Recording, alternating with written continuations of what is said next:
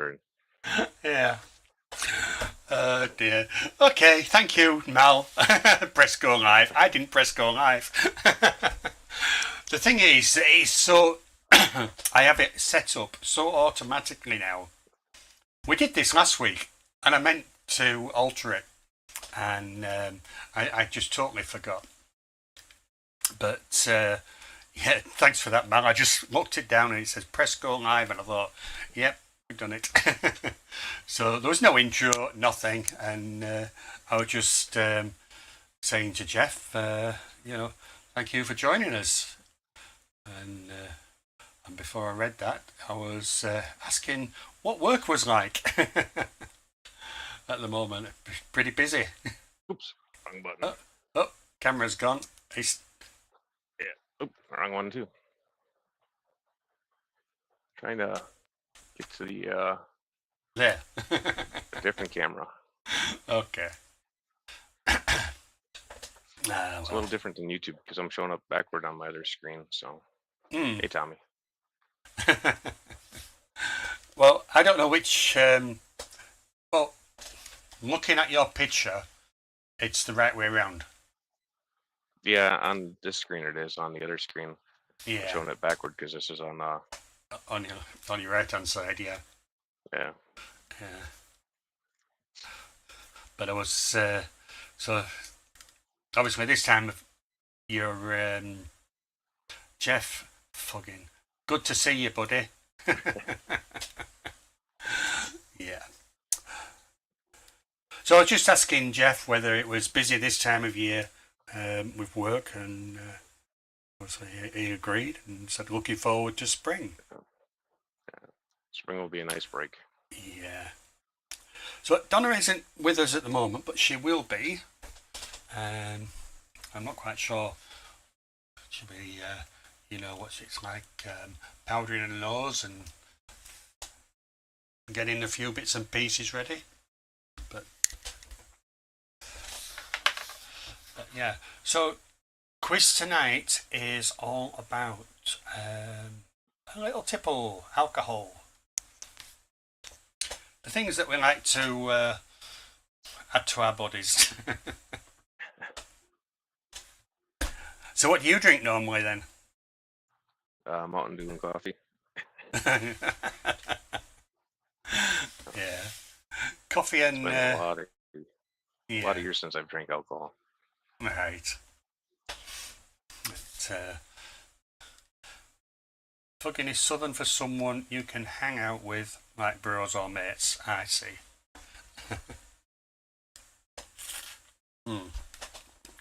So I was saying that, because it's thrown me out now with the beginning bit, but I was saying to Jeff before the stream that we had plans for when we go away to go fishing, and the only way that we could do it was by buying some telescopic rods. And I was explaining to Jeff that, yeah, it's great, it'll go in the suitcase, I've just got to cut this bit off. And Jeff was reminding me that, or made it clear that you cut that bit off, you've still got all the bits that go inside the rod are still going to be there, and I hadn't realised.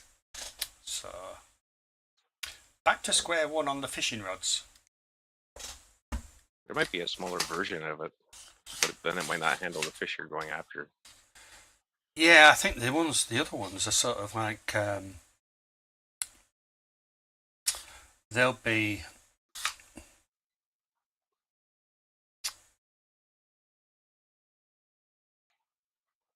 I wonder if I heat that bit up there, whether that'll pop out. Take some araldite with me, or epoxy, and then fasten it back up when I get there and leave the rods there. You can mail them. Mail them?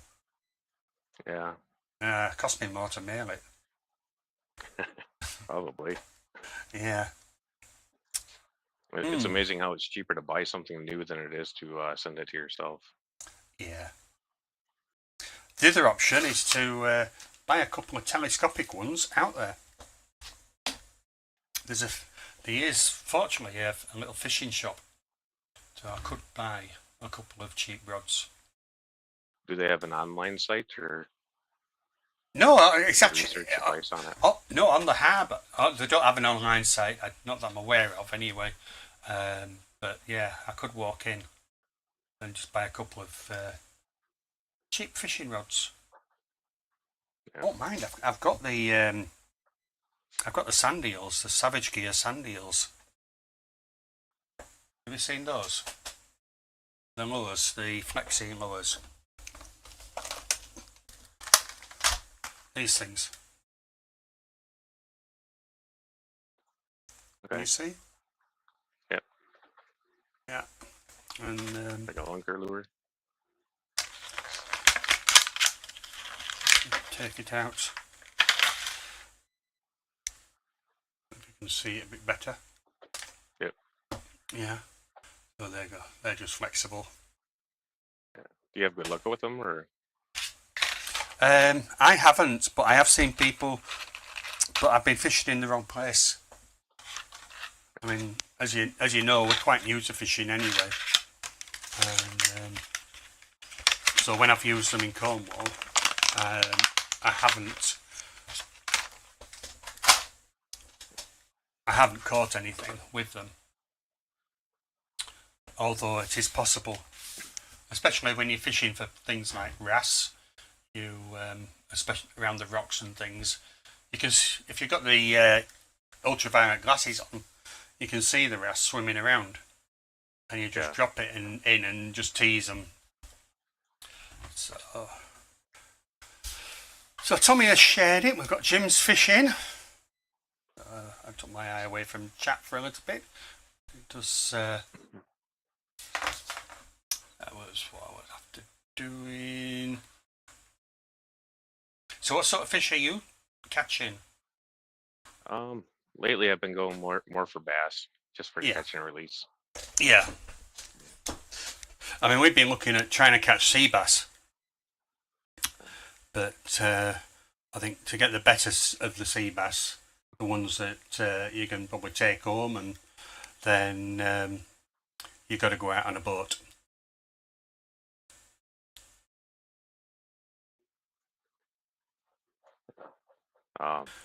I think you should charter one, at least once, or maybe get a hold of that guy that you've been watching on YouTube and seeing if you can do a collaboration with him or something. Yeah, it would be great to go out with someone who's just a little bit more experienced than us.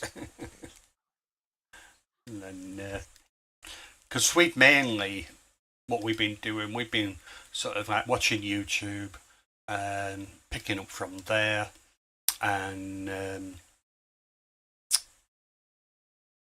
trying it out ourselves, and sort of like all we've been giving, sort of most of what we've done at the moment is when we've bought bait, we've been basically just feeding the crabs. Yeah. Yeah. And sort of like, so the species that you're wanting to sort of hit haven't been up. We have caught quite a number of dogfish. Oh yeah. Yeah. You got a different kind of dogfish. Our dogfish is like a miniature shark. Okay. Yeah, it's Cool. It is multi-gills, and they are like sandpaper. You know, their skin is like sandpaper. Yeah. It's not. They call the other name for them smooth hounds. Okay. Yeah. And good. Our dogfish is actually a bowfin. Yeah. But he's a freshwater fish. They're kind of like one of the dinosaur type fish. Been around for a long time. I see, yeah.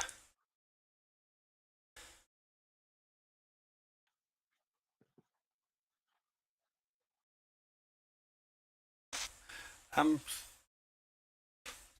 just going to have a look on the camera and see what Donna's up to.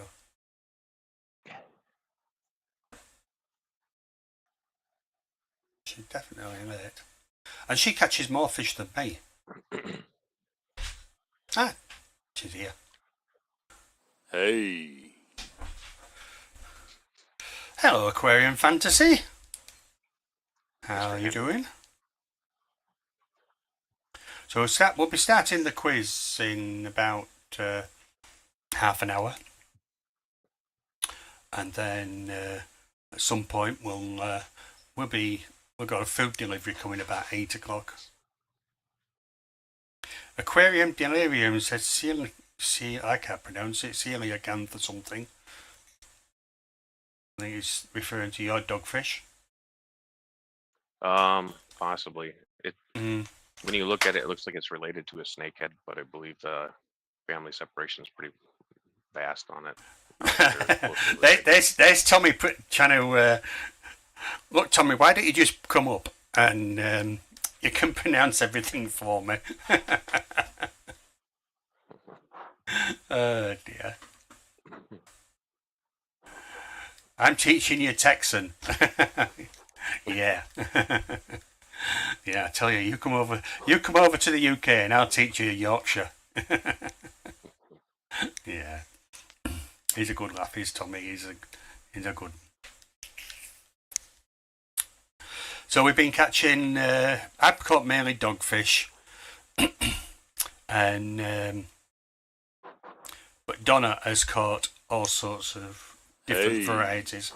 Way more than I have. Hello Mickey and hello Laurie. So I'm taking lessons off Donna now with regards to fishing, because she does a lot better than me. So who do you go fishing with then, Jeff? My wife. Your wife, Jill. Yeah. Yeah. And have you got like a kayak each? Yep. Yeah. Yeah. We started out with a canoe, went to a John boat, went to a 14-foot boat, then an 18-foot boat, raised the kids with 14 and 18, got a canoe again, and then slowly went back down to just the kayaks. So that way, as the family grew, we needed bigger boats. Yeah. Stephen P's in chat. Everybody's here to try out the quiz. And it's a good one tonight. So how long have you been fishing then? My whole life. All your life? Pretty much my whole life, yeah. Yeah. I mean, we've been... Oh, yeah. Okay. So Donna's just joining us now. Oh.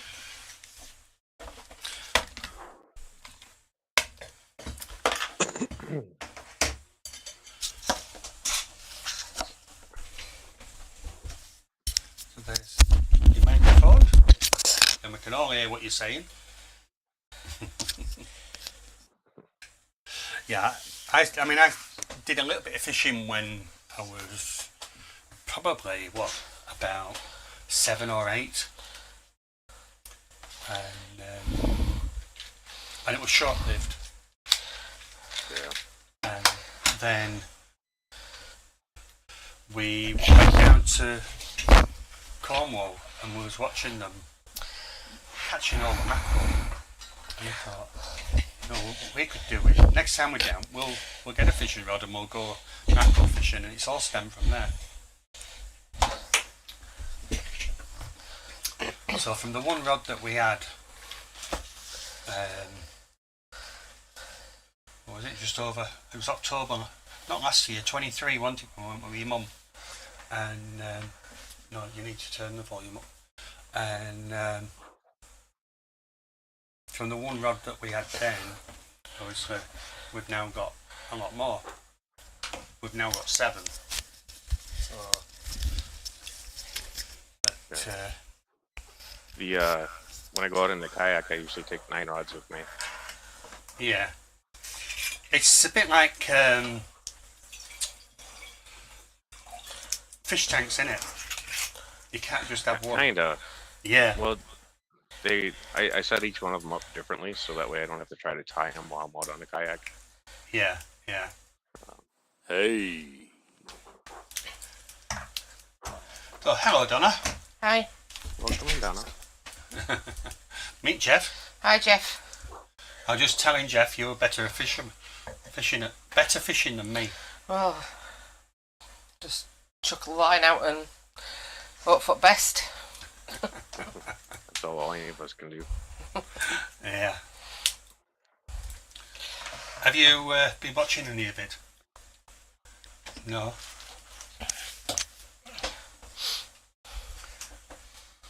Fishing rod? Yeah. What we're going to do?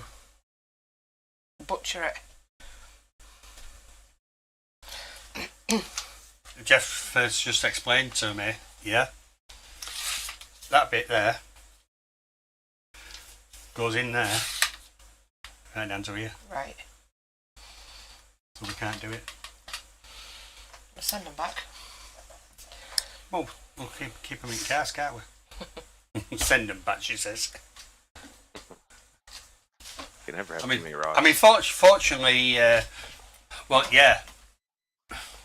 Especially when we went down to Cornwall last year and we destroyed 2 of them. Well, we didn't destroy them,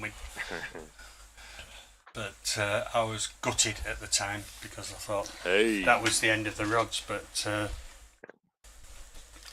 yeah, managed to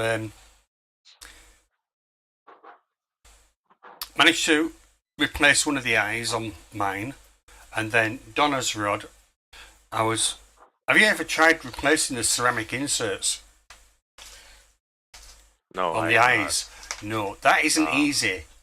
That ain't easy at all. Probably better off just replacing the whole eye. To be honest, yeah. If you know how to replace an eye and do the wrapping and everything, then yeah, it's a lot easier. And so I managed to replace all the ceramics that I'd damaged. The eyes themselves were fine, they weren't. And then last time I went out to Whitby. What happened in Whitby? You broke mine again. I broke Donna's again. I stood on it and crushed the eye. So it was beyond just slipping another insert in. So yeah. So that at the moment it's just waiting to be wrapped, and then that one's back in use.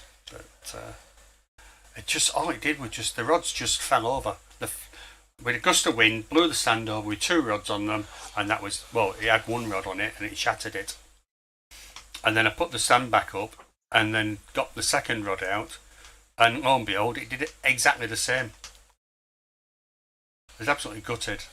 But so I've definitely had that happen on a few camping trips. It's frustrating. Yeah, if you're on a beach, it's not too bad because it's got a soft landing. Yeah. But when you're on a harbour and it's a concrete base, then it's almost knackered.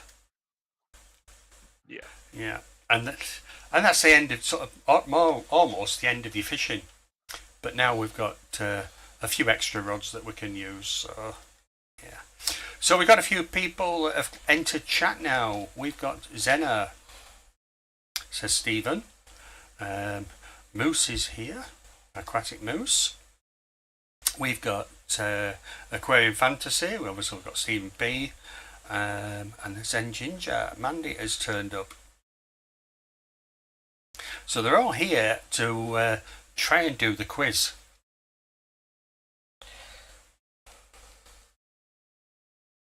And she's all alcoholic tonight.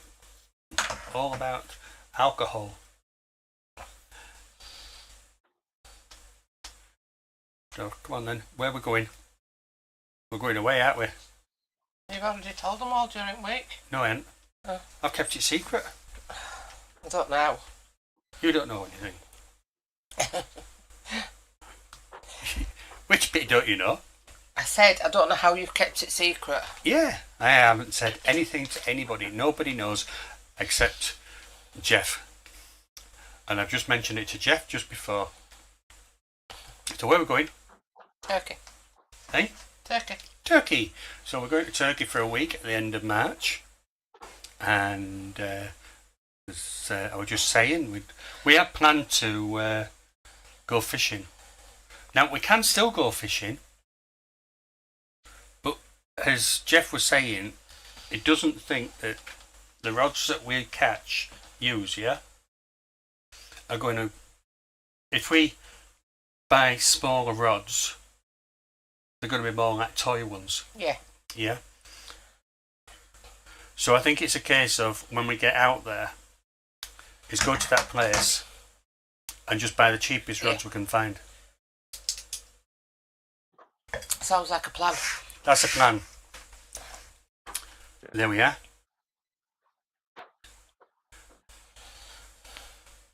And when you're done with them, you can always find some kid to give them to. Yeah. Well, that's precisely what somebody has done already. You know, I've been reading the forums about obviously fishing off the turkey to see whether there's a license or whatever, and they've done exactly that. They've just given the rods away. I mean, these rods that we got, the telescopic ones, they were £9 each. So, I mean, what you're talking, probably, I'm trying to work which way. It's either sort of like $8 or $11. There's not a lot of difference. So they weren't expensive. There were no reels with them. They were just rods only. Yeah.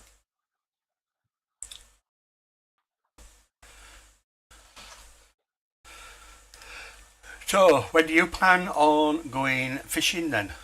If you're just going to wait till spring? Yeah, I have to wait till spring. The ice is frozen, or the water's frozen right now, so you can go ice fishing, but I've never been good at it. Right. I was watching somebody today on YouTube ice fishing, and sort of like it's a totally different experience, isn't it? Because you've got things like with your braided line. If you're using braided line, it freezes and cracks, and there's and then obviously where you're fishing as well.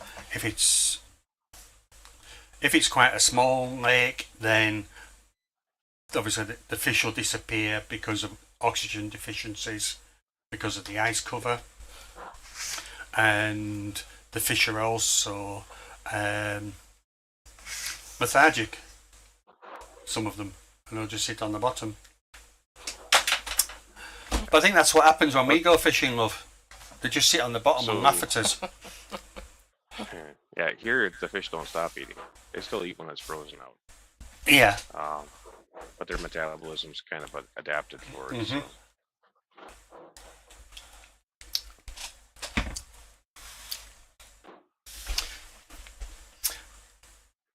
Are you ready for the quiz? Yeah. Yeah?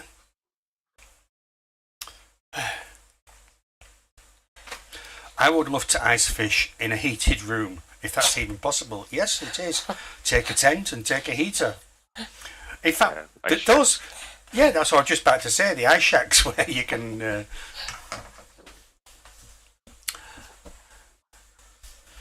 then there's the other thing as well, is with some of the fish that you bring out, as soon as they come out of the water, the air temperature can damage the fish, damage their eyes, damage the skin. Yeah. So you got to be pretty quick in when you take them out. If you're not keeping them. For the most part, whatever you catch gets kept, except for undersized fish. Yeah. SC is with us. Tommy is saying, I like catching them, then bringing them home to raise.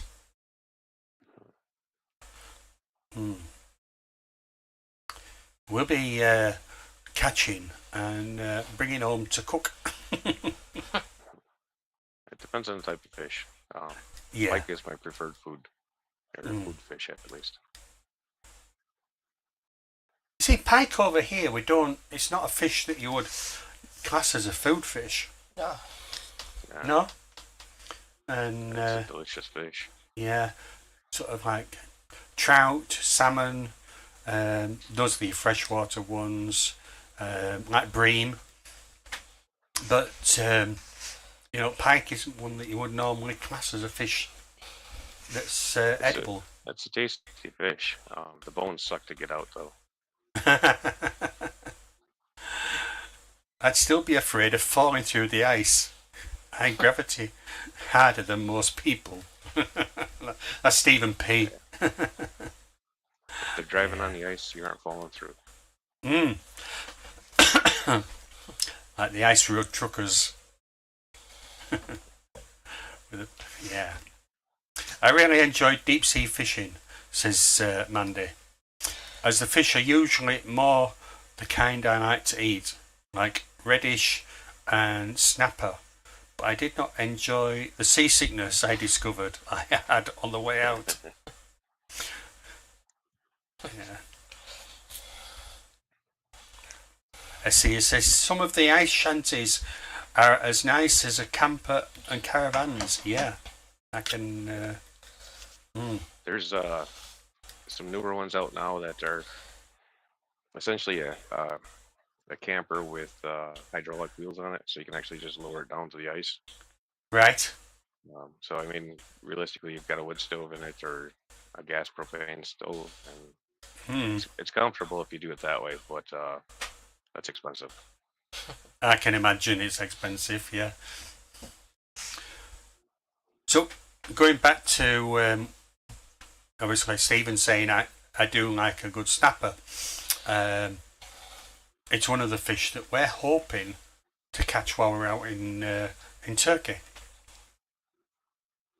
And but the fish, they've still got trout out there. Not trout, sorry, mackerel. They've still got mackerel out there, but and you can catch cod as well. That'd be good. I do like cod. Well, we can catch cod from where we normally fish off Whitby, but we haven't yet. Not even a little one. Have you caught a little cod yet? No? Yeah. No? One day. One day, yeah. I mean, you should charter a boat, because then at least you can pick up some tips from the charter guy. Yeah. Well, one of the things that we've been looking at is the type of bait that we've been putting out to try and attract cod. And like I say, most of the bait's been eaten by the crabs. You know you've got a crab on there because it's sort of, as you're pulling it, they do tend to fight back a little bit, but not like a fish. And then suddenly it just goes, and everything's light. Yep. And but what did you catch? What you've caught? Not a crab. There was something you had once, wasn't there? What? Scorpion fish. No, there was. I mean, you've caught plenty of starfish. Yeah. How you can catch a starfish, I don't know. It must be the Caught loads of starfish hook dragging along the bottom.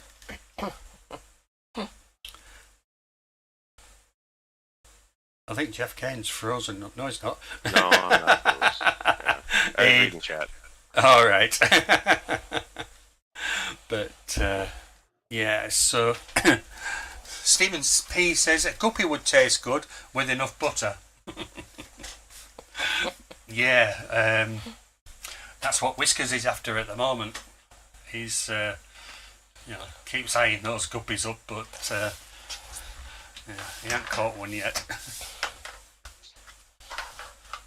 I think he's done really well as Whiskers, in attracting subscribers. He has done. Yeah, done really awesome. Stephen, but all those little bones, are you making microscopic fillets?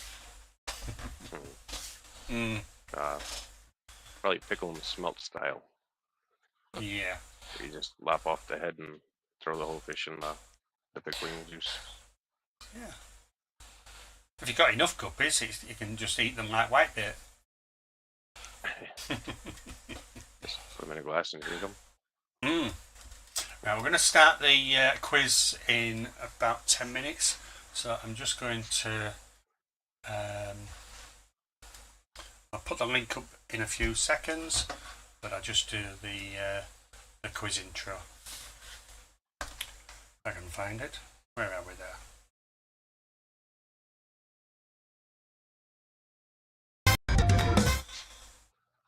Okay, it froze. I thought I cured that. Oh dear. So, yeah. Unfortunately, OBS has started freezing on videos. You need an update? Or? I don't know what's up with it. That might be an update that I've done or something. But if I were to run it again now, it would be, it'd run fine. It's like it's just buffering and not running. I will get to the bottom of it. We will need a link though. Yeah, I know. No, it's more fair if we don't give you the links then. Yeah. And then I just send it out to a select few. Everybody else. Yeah. You should know the link. It's the same every week.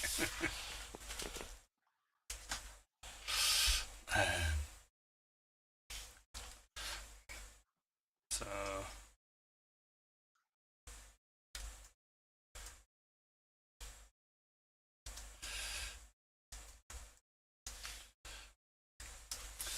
yeah. I'll put the quiz link up.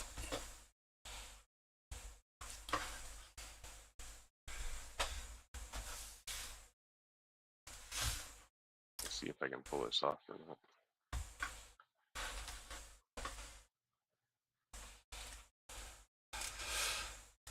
Most anything would taste better with enough butter. Yeah, but we've got to try some with plenty of batter. Deep fried fish.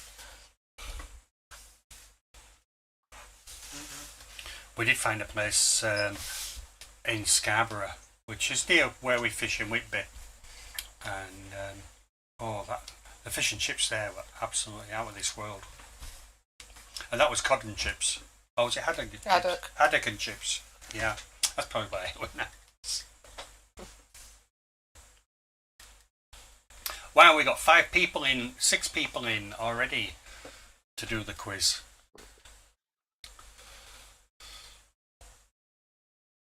I don't think my phone or my tablet will let me do a split screen.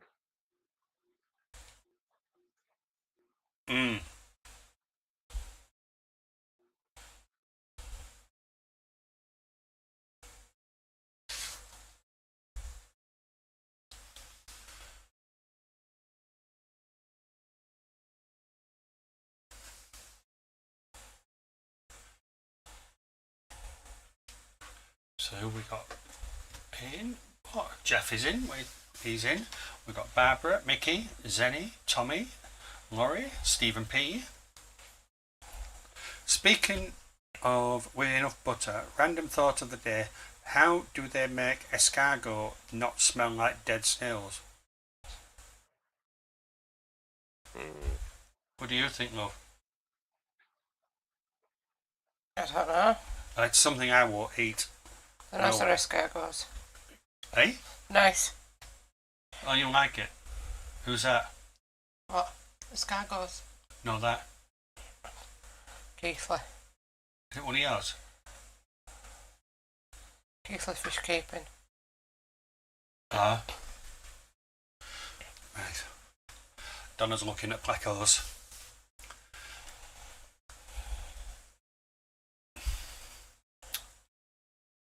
What kind of Plecos are you after?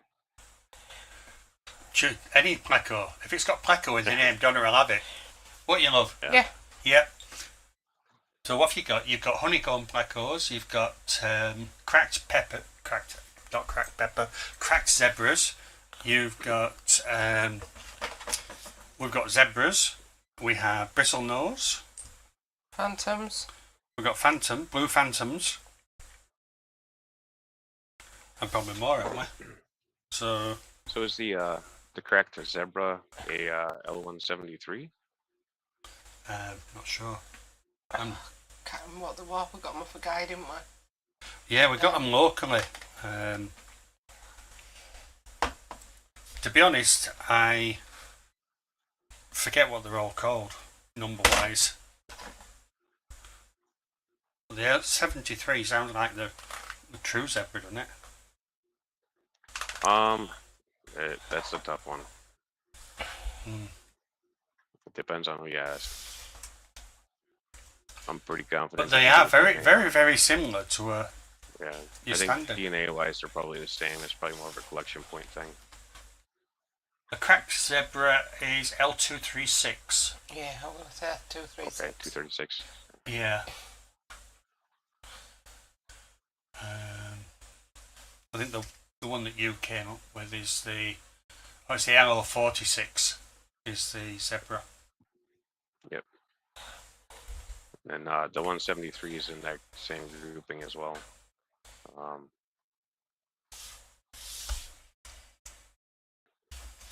The 236 super whites are really pretty fish too. 173. Oh, come on, there's no picture. Just discussion on it. Oh, this false zebra. Yep. It's very similar to the zebra, but it's got a wavy pattern instead of a straight line. That's right. And a little Yeah. bit thicker black. Yeah. Yeah, nice fish.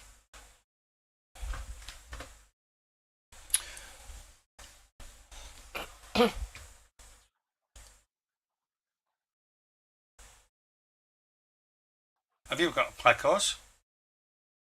Yeah. So technically, autos are Plecos too.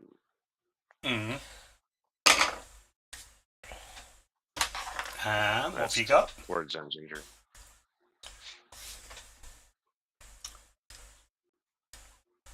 He's not sure what they are. Some 046s. Your love. He's not sure what they are. 134s. They're 12 to 14 inches, both females. Alright, and what are they? He's not Show me sure the picture what they again.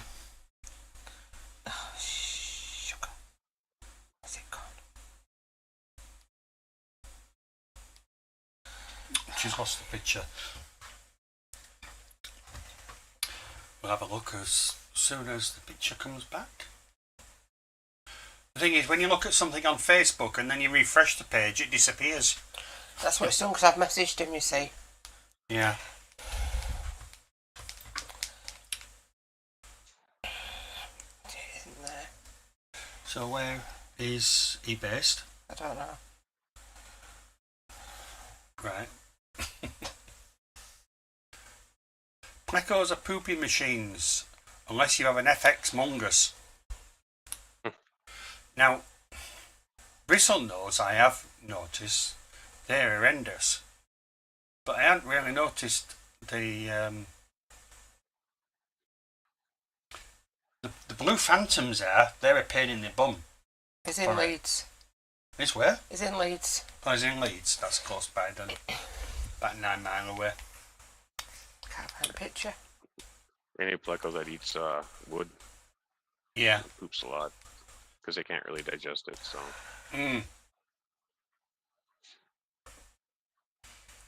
Costs, Plecos are poopy machines unless you. How big is it? 12 to 14 inches. It's 12 to 14 inches. Yeah. Where are you going to put it? Don't know. I don't know. Oh, you can't see it properly. Just send it to me and I'll put it up on the screen. It sounds like you're getting a new tank. Nope. Yeah? No. 5 of them? 5? Yeah. Well, Build out a whole new fish room. Yeah. With Nobody needs a living room. we'd have to get rid of Whiskers. Why? Yeah.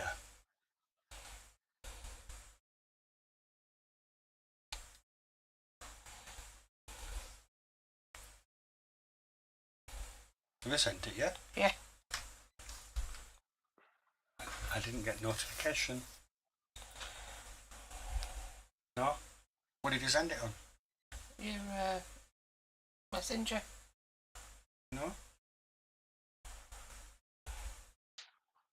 I ain't got it. Don't know what type of Pleco it is.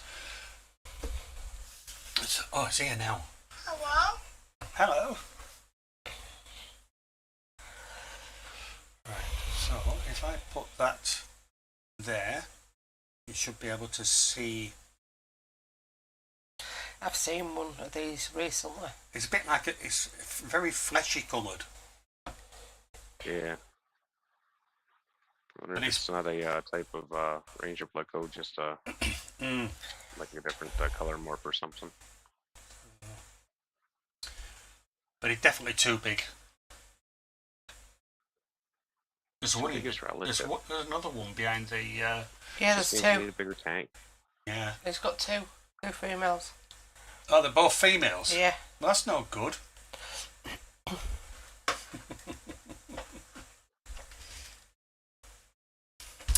Right, so we've got 8 of you waiting to play. We've got Jeff, we've got Barbara, Picky, Zenny, SC. We've got Tommy, Laurie, Stephen P. And I hope you've all researched your alcohol, because the quiz is all about alcohol, drinks, and, well, or related to, I should say. Right, I'm going to mix up the questions, and then I need to take a quick look because we can't have a wager question on the first question. Nandy says, I have not researched anything, so this should be fun if others have. Well, you were warned. I think you got this one, Mandy.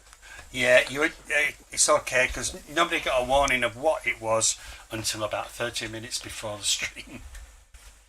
It. Right, question tools. Shuffle. I shuffled. Right, the first question isn't a wager.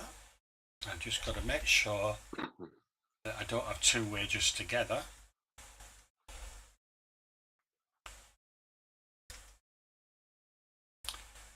No. So we can start.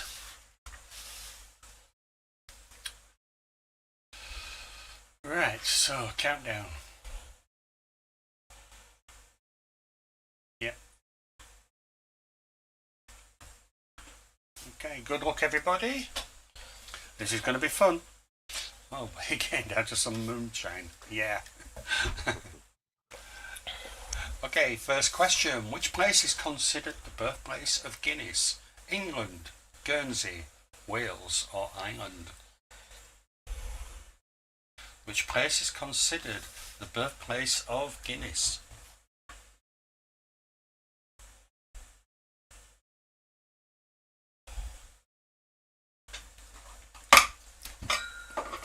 That's my mat gone.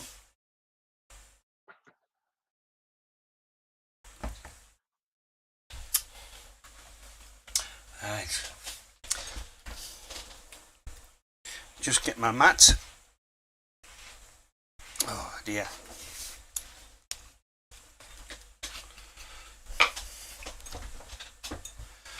Right, so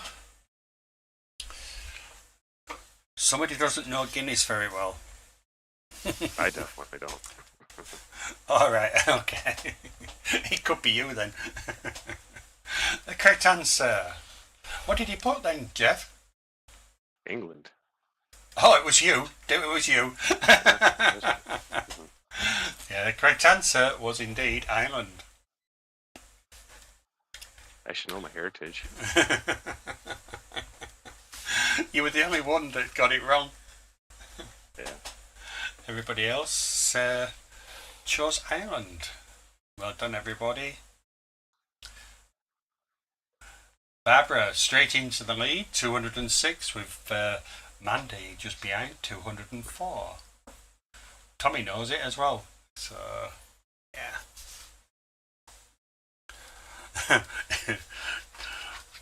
And there we are. Tommy says, "You've let us down, lad."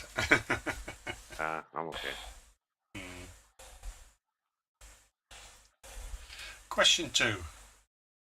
And believe me, I don't know what order these are in. All I've done is gone through and just make sure that no wages are together, so they are all mixed up.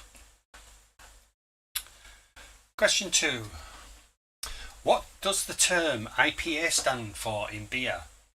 India Pale Ale, Irish Pale Ale, Imperial Pale Ale, or Ideal Pale Ale? You're getting it easy to start off with.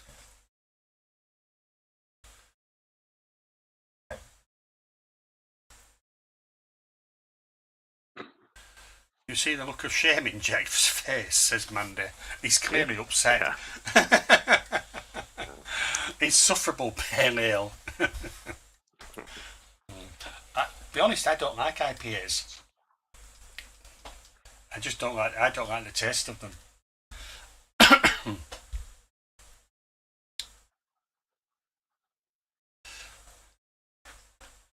Right. Stephen says it's too bitter for him.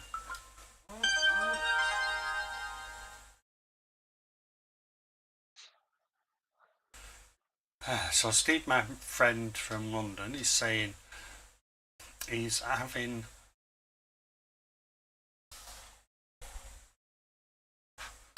I don't know, what did you say you were having? He's eating something. He says, look what I'm having on the live stream, sticky toffee pudding. I don't like sticky toffee pudding. Never had it. No, it's not my... I don't mind treacle sponge, but yeah. Or syrup sponge. Anyway, back to the quiz. So, let's find out what the question was. Sorry, the answer. And it was India Pale Ale. Yeah, I'm definitely really bad at this one.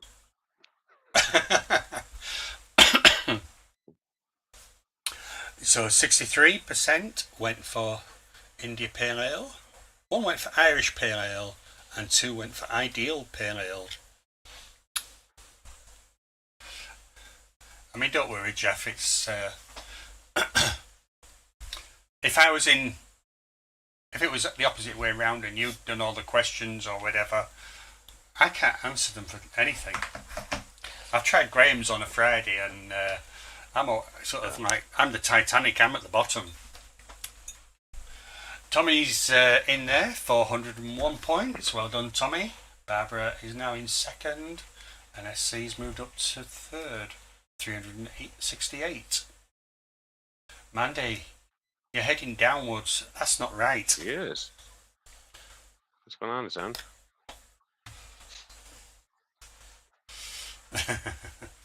You're not helping my learning curve.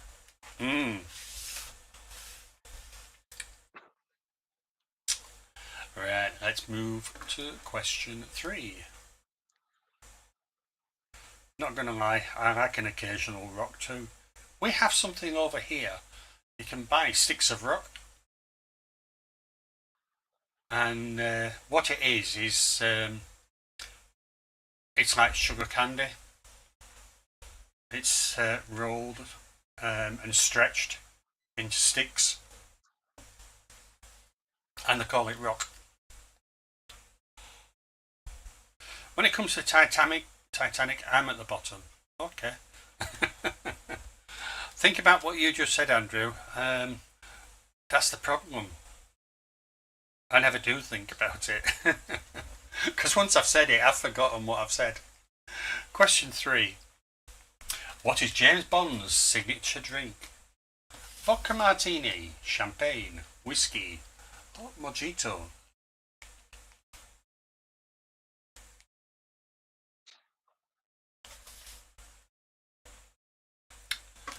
We seem to be all doing better this time. Maybe this quiz is just a little tad too easy.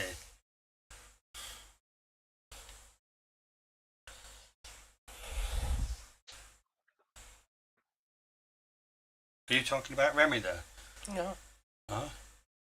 Which kid? When I was a kid. Oh, when you were a child, right.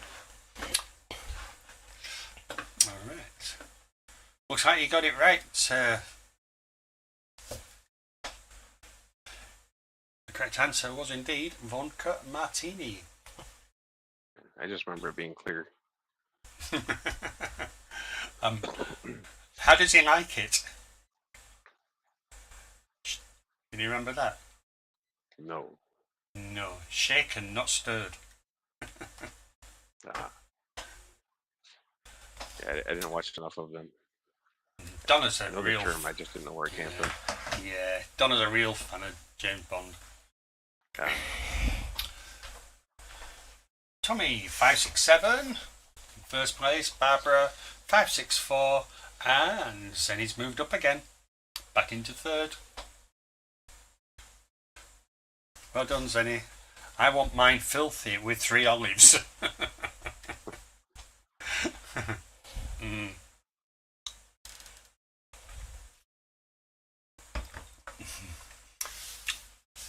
It's something I've never tried, Martina. It's never really interested me.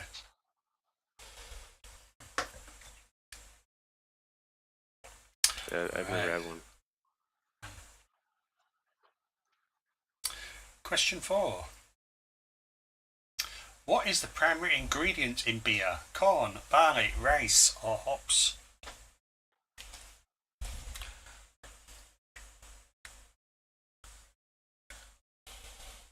Should say mushrooms. I've worked on a lot of HVAC equipment at the small brewery stuff. Their HVAC equipment grows a lot of mushrooms. Tommy's saying, what kind of beer? Go with corn beer, Tommy.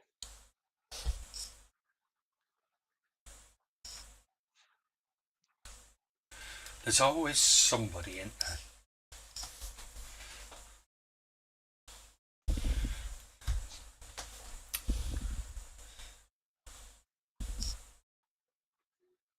Right. We've all got 3 people who've gone for the correct answer, as I say it should be. A lot of you have gone for a different answer, and so we just watched that movie last month. Alright, okay. I haven't. So it was barley, and 3 of you got that right. Main ingredient.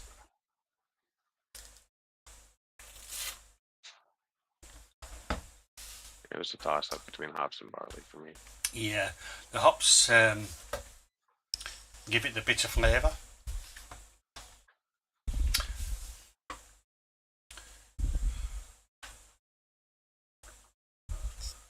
Tommy's so with Tommy, Barbara and Stephen P. Mandy's back down again. Oh dear. Then are you trying?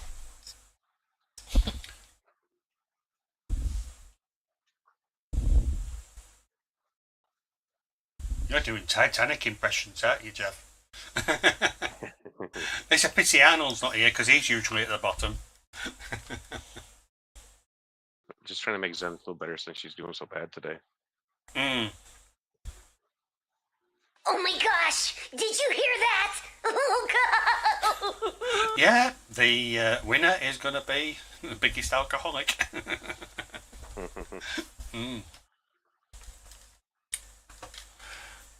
So we're on question 4, and Tommy's got 4 right, Barbara's got 4 right, Stephen B's got 4 right. So the top 3 have got every single question right. Question 5. Which country is the largest producer of wine in the world? Australia, France, Italy or Spain?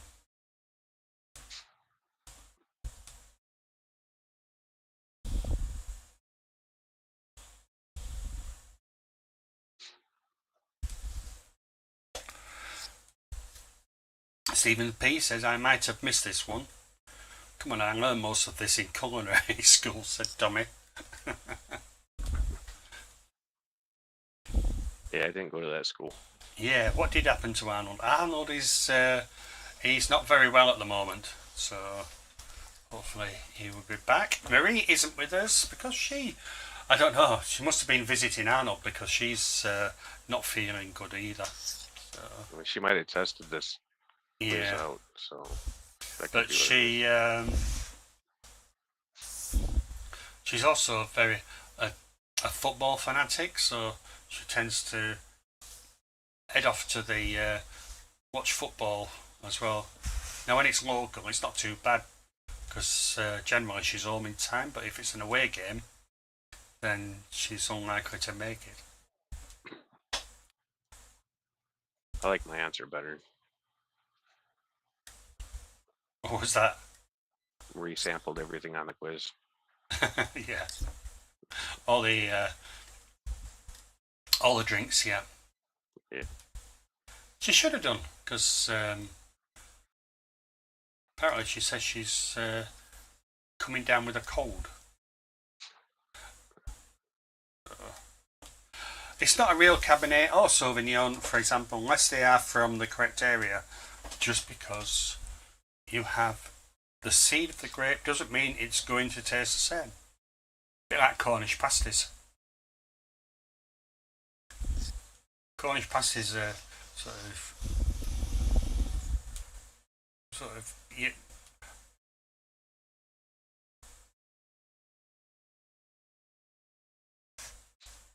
What do you mean I choose violence when I wake up? I'm not violent when I wake up, am I? I'm far from it. Yeah. Yeah.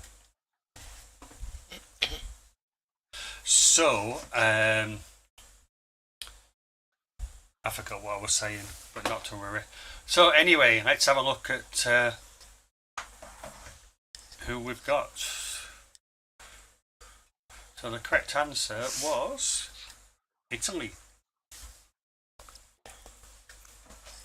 Tommy's saying I'll fly there and slap an Andrew if it's not.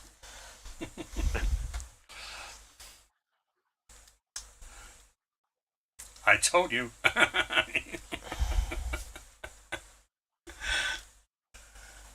Only one got it right. Barbara, and she's taken top spot as well.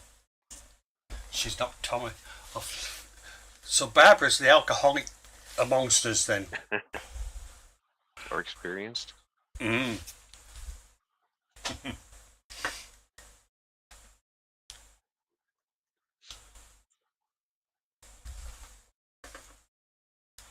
Okay, question 6. Let's points wager. Wage your points.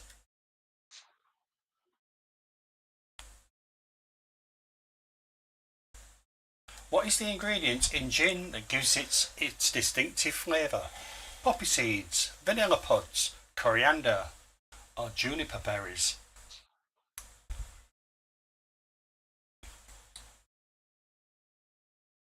How many of you wish that you bid 800? Sorry, bid 100%. Yeah, it'd be dangerous. Well, I don't drink anymore, so you are not wrong. You are, yeah. Boom. Thank you, Mash.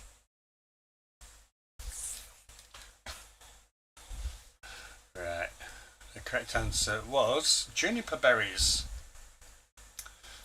Every one of you got it right. Barbara is still in the lead. 1,518. Tommy just below. And Stephen P. So Barbara is still the leading alcoholic.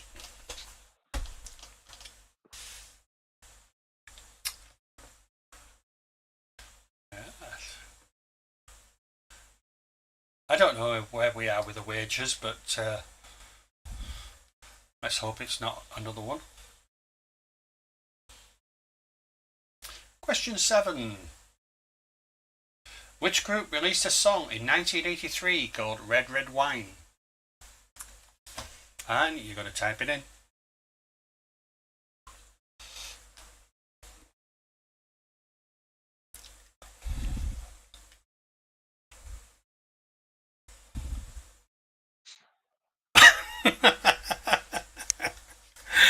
I can see what you've been typing.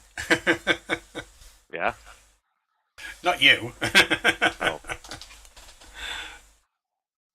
I could if I went on a different screen, but it's just the answers that have been coming back.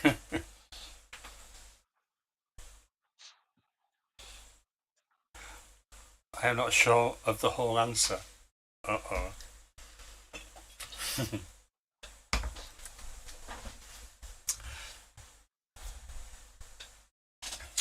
Alright.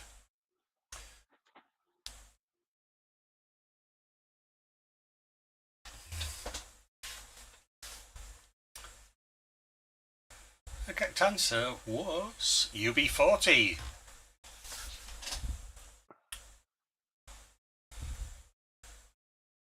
So, 3 of you went for UB40, and somebody went for UB52, somebody went and the other went no clue, and Tommy didn't bother.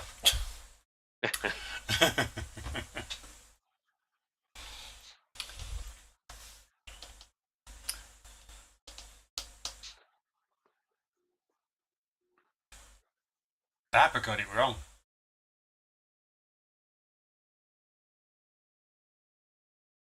She still holds in the lead, though, 1,518.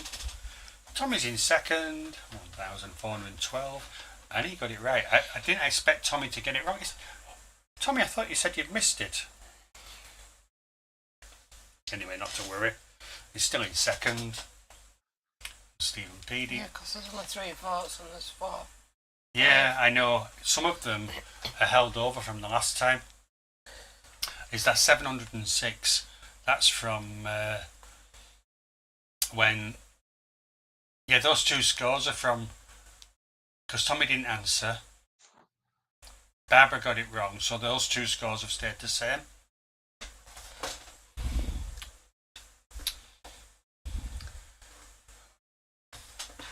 So, yeah, that's correct. The score's correct.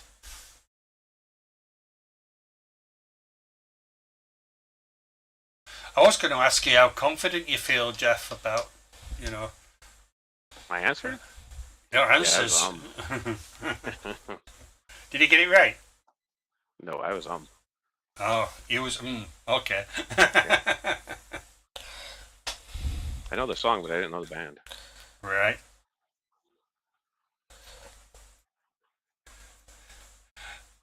Question 8.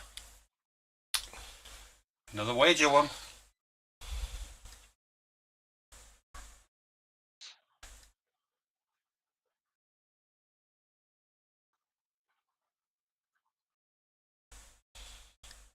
What type of barrel is used for aging wine?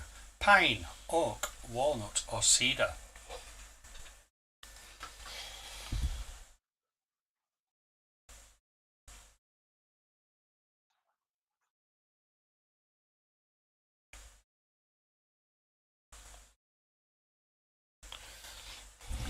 Damn, meant to wager all, said Barbara. Oh dear.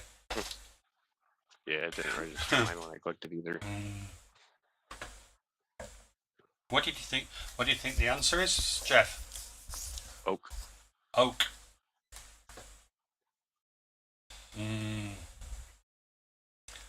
How well have you been doing in the quiz?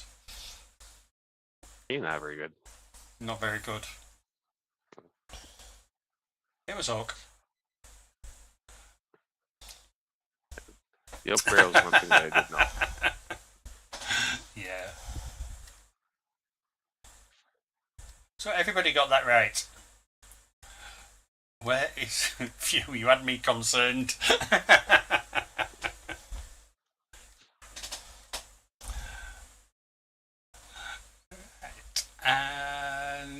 Tommy has taken back the lead. 2,824. Well done. Oh, Barbara's moved down a little bit. She's no longer in the top 3. Zenny's back in 3rd. And Stephen P has grabbed 2nd. Well done. Question 9. What type of alcohol is used in a Bloody Mary? Gin, vodka, rum, or tomato juice?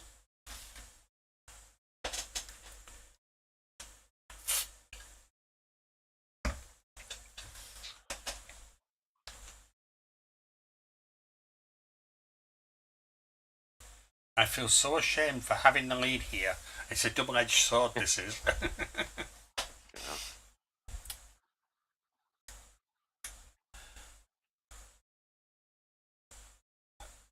We got 8 answers.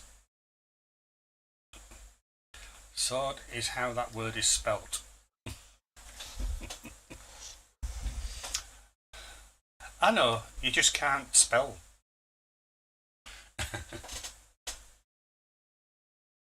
It's either that or it's auto-correct. The correct answer was vodka. One went for rum. That wasn't me. It wasn't you. No. Ah. I've had rum and bad experience with rum, mate. Definitely. I must never had rum before, and I had a bottle of it.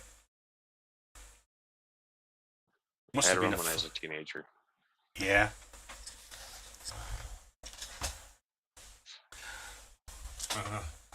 Tommy got it wrong by the look of it. He said, damn, I was the odd man out there. Went to Cornwall with Donna and her mum a couple of years ago, and I started drinking rum in the pub. Never drunk it before, and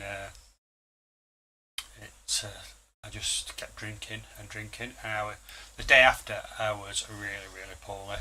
Not headache. Yeah. It was just gone through me, and I couldn't go anywhere. I did that with Tequila Rose when I was a teenager. That was pretty much the end of my drinking days. It was pretty bad.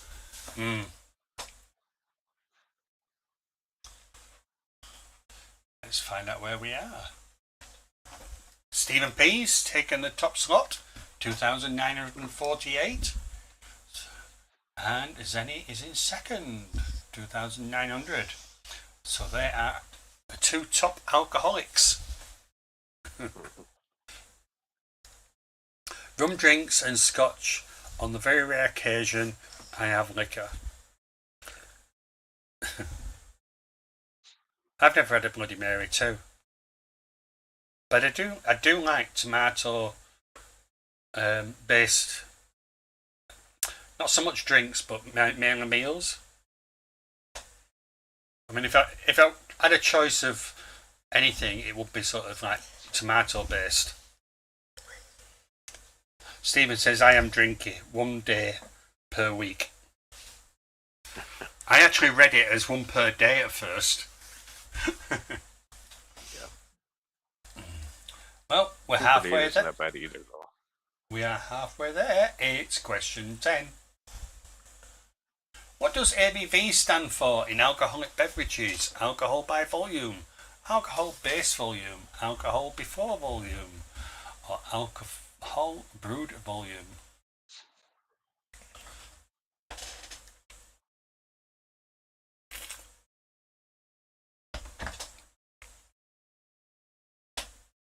All the answers are in. Only Fridays for Max Streamy, so he can entertain us weirdos. I used to get at least a 15-year-old scotch for my birthday, but it's been a while. Yeah, well, you're not 15-year-old anymore, are you? I don't think I've heard this term, says Barbara.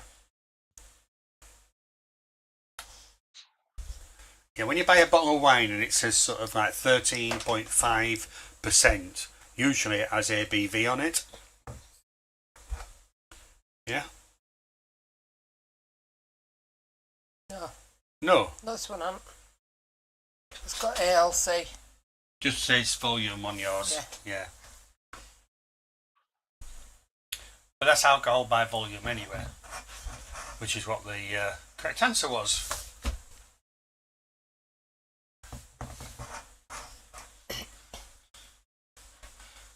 And we got 5 of you got it right, and 3 went for alcohol base volume. Yeah, I definitely didn't go the right one.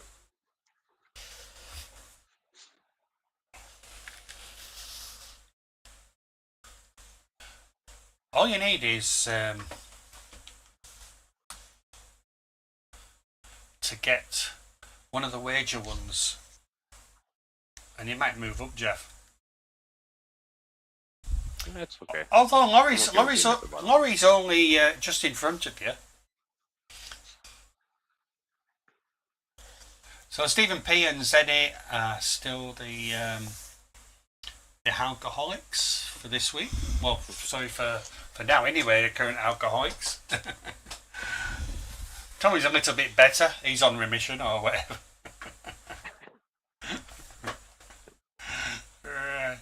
Question 11.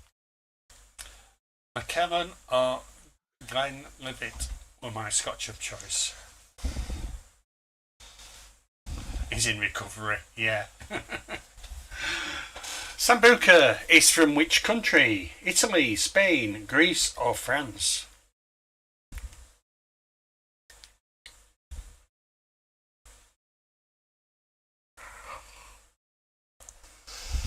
Few mixed choices on this one.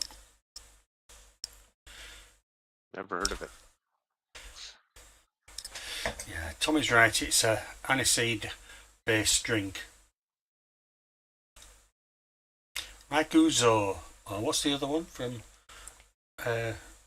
Turkey? I can't remember what to call that one now.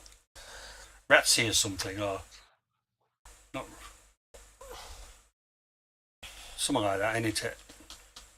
Can't remember what the name is. And Italy is correct. So 2 of you chosen Italy, 3 went for Spain, 3 went for Greece, and nobody went for France. Both friends. Looks kind of like gasoline, so I went for Greece. Yeah, if it's aniseed in Greece is ouzo. Sake.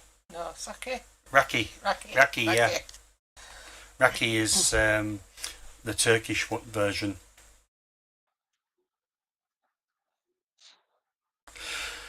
Fisher Nerd says, "Oh damn, I'm missing it." The quiz he means. Yeah. Similar to Waka in taste, but clear. Yeah, if you add water to it, it goes like a milky colour.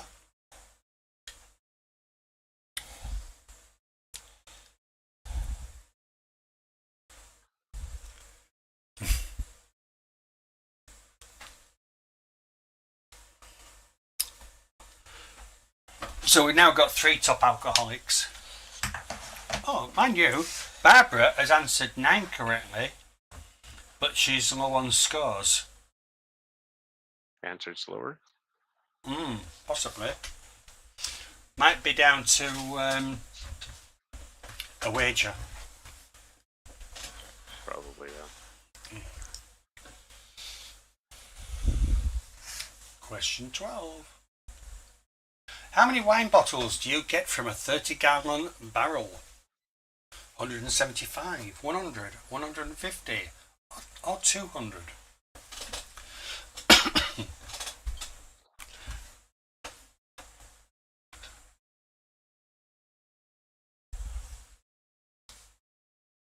I tell you, I'm beginning to wonder how much you guys actually do know about alcohol.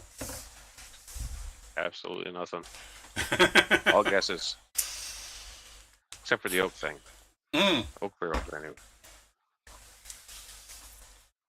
Although it's spread out of the answers, we do have a high number that've got it right.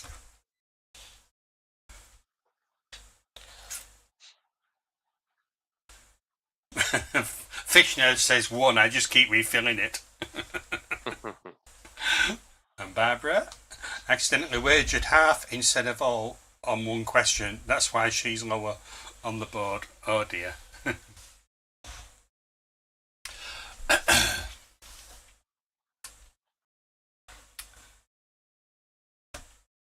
Correct answer was 150. Yeah, I definitely didn't pick that. 63% of you got that right.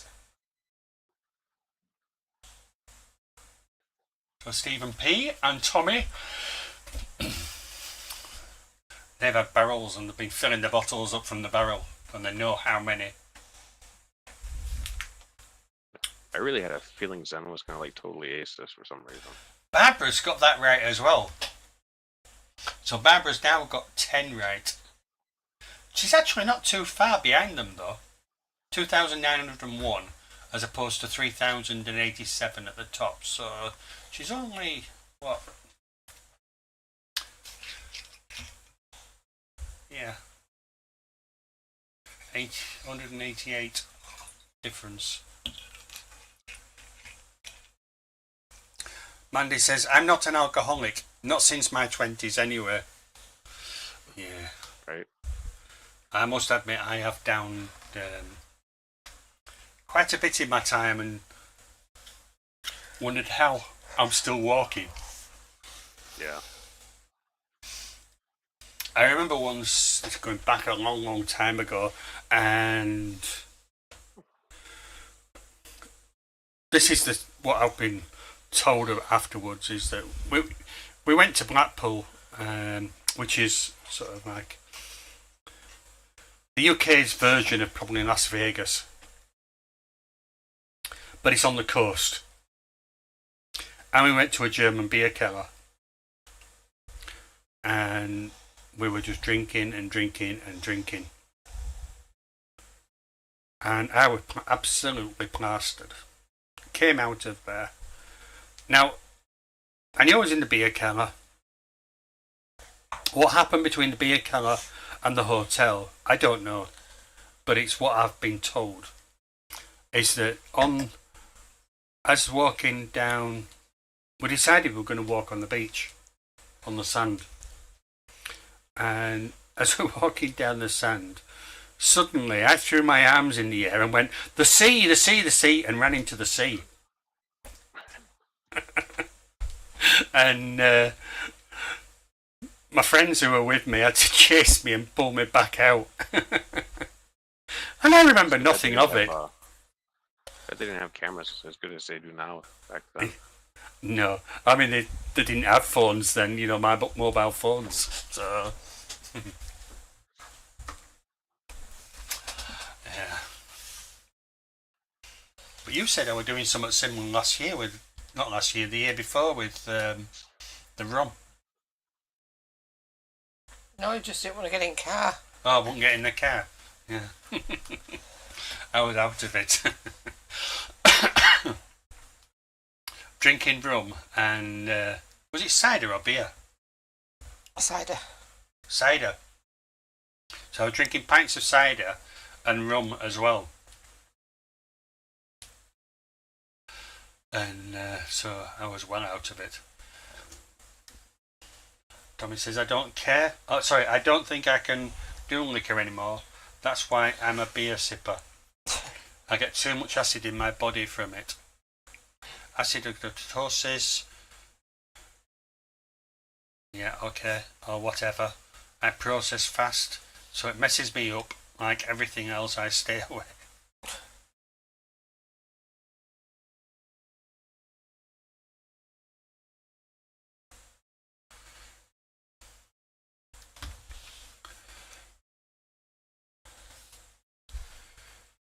Right.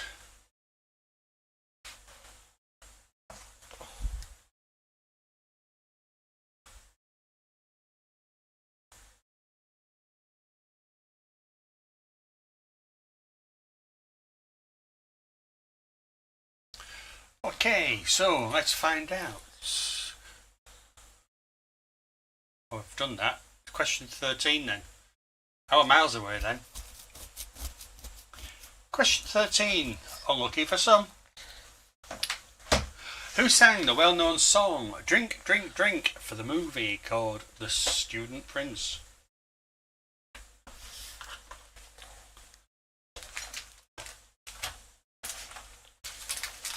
Was it Mario Lanza, Frank Sinatra, John Lennon, or James Brown?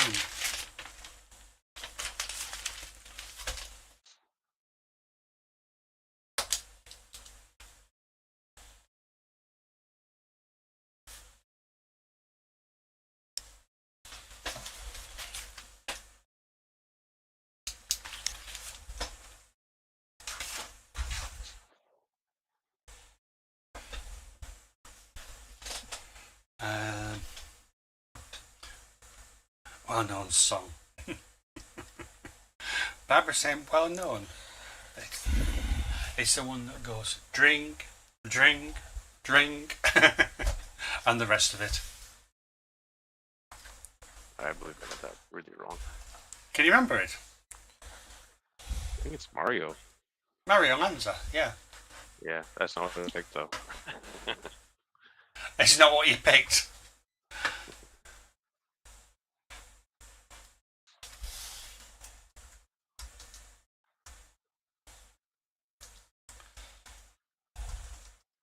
I'm just going to bring it up and then I will play a little bit of it.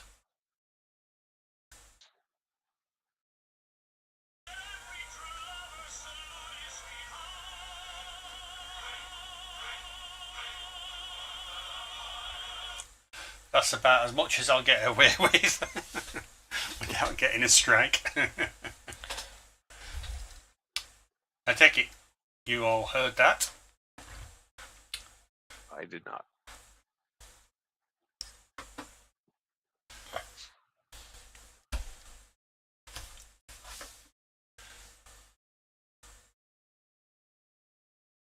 I've just had a thought. I don't think anybody did, to be honest, because I've got, if I have a look, I've got, oh, I don't know. I've got Google Chrome is turned on. With the sound settings, everything, each individual program has, oh, it says barely. I heard it like a static. That's what I heard. So each individual, the sounds coming from each individual program on the PC go to different, they come on different segments, so I can control the volume. So it should have, where are we on A1?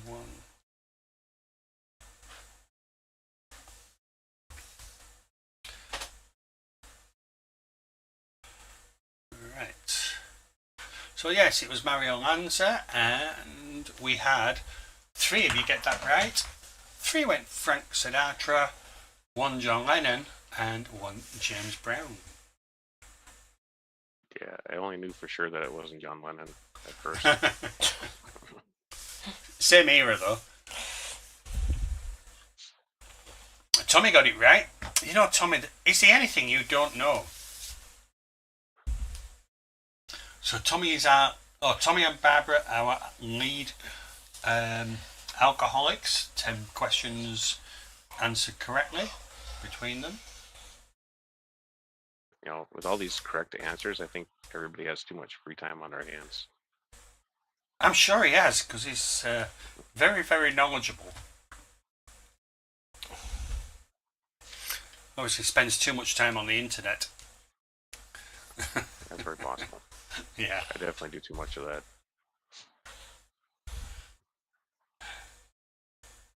Okay, so we'll head off to question 14. It's a wager. This is where everything changes.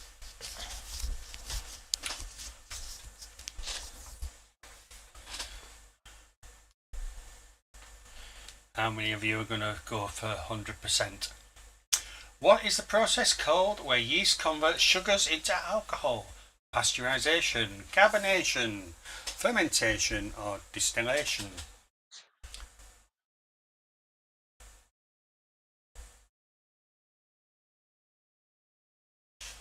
We've got all the votes in.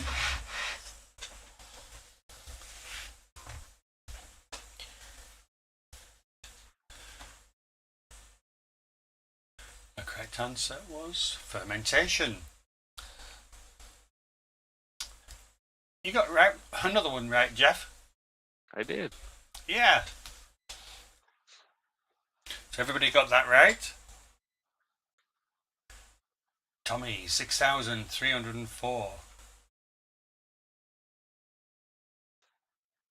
Still didn't move you off the bottom though. Nope. No.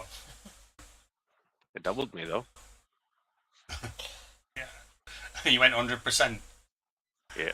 Oh, it didn't matter, did it really? No.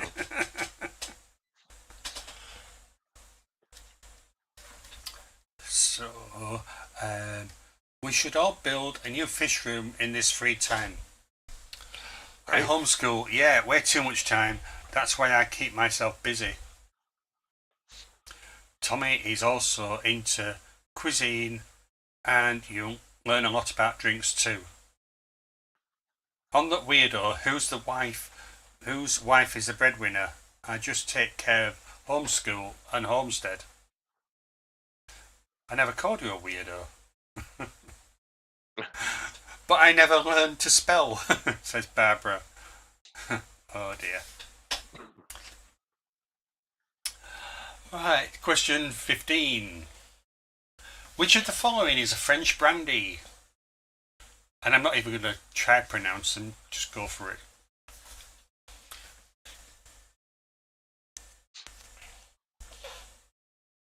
Do you know how to pronounce them?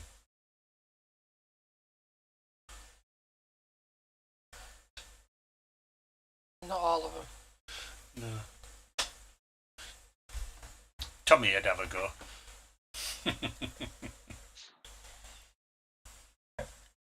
So we seem to be a bit split on this one.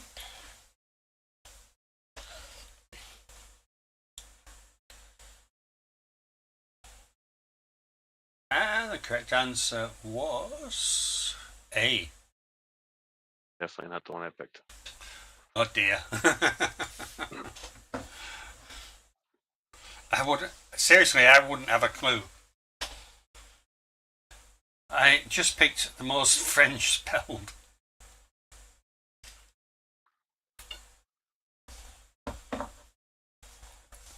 A money one. Me too. Right, 4 of you went for A and 4 went for B. Tommy got it wrong. How dare you, Tommy, get it wrong? There's only 3 I points. wanted to let Zen have a chance again.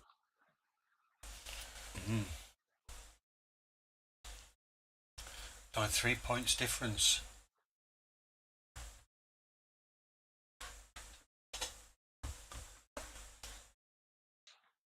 Question 16. What gives beer its bitter flavour? Hops, yeast, malt or barley?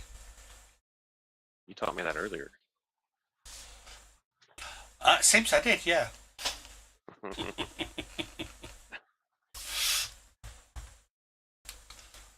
But because it's randomised, the questions, it's now not in the position it was earlier. Right, everybody has answered. The correct answer was... Go on, Jeff, what was it? Hops. You've remembered. Yeah. It was indeed hops.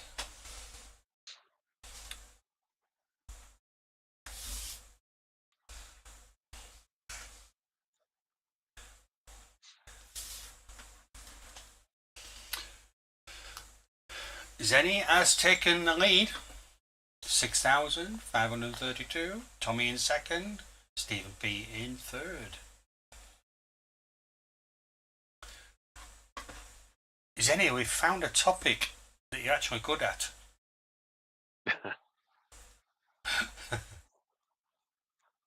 I think it'd be harder to find a topic that she's not good at. She normally ends up with something like 13 points.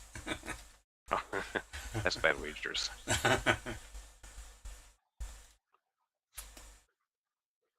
So well done, everybody. Question 17. Which singer had a 1998 hit with The Boy Is Mine?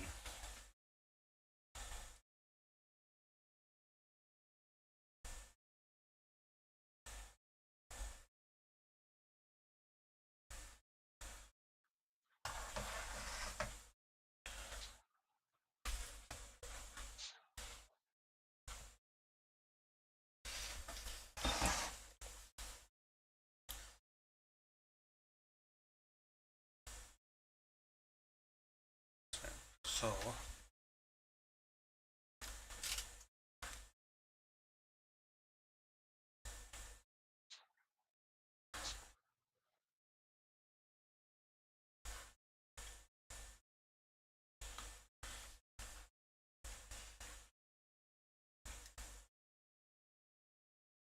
I don't know, my kids were babies then. So, I don't know.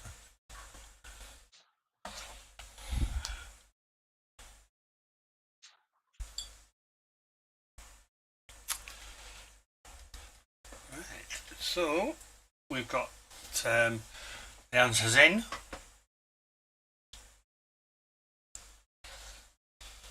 Tommy says I was 12. Giving your age away. The correct answer was Brandy. Yeah, I skipped that era of pop music. Yeah. And there's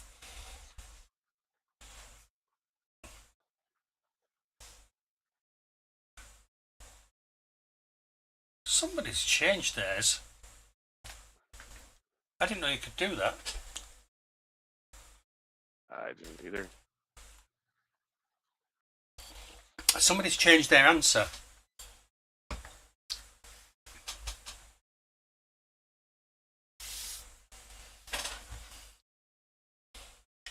After it was posted or before?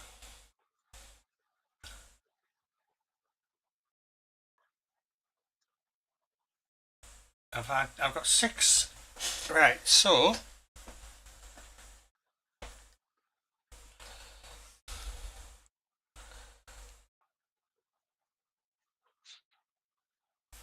I don't know.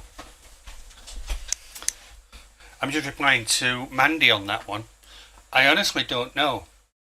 But up on my screen, I had 2 alternative answers which I hadn't included. So the one that you see on screen now, Brandy, is correct. Somebody then put Brandy, but with an I. And then somebody also gave me the full name as Brandy Monica, which I accepted as being right. But they've now disappeared off my screen.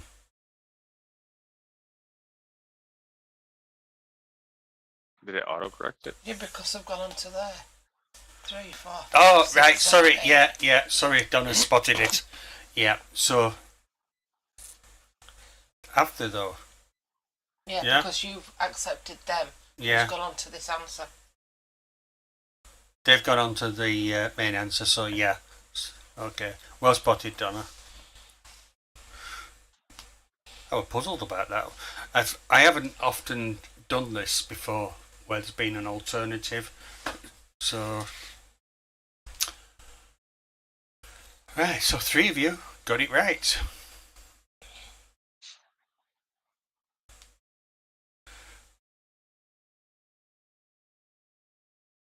Well done. What did you put, Jeff? Okay. And I think Tommy put Tom Hardy.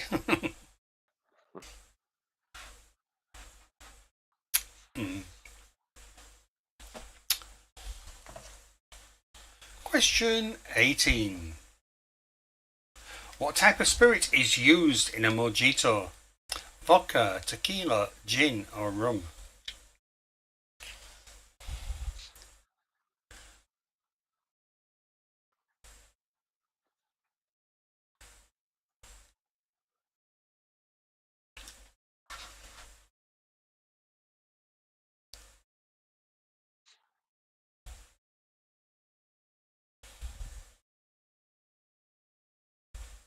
Casper the Friendly Ghost.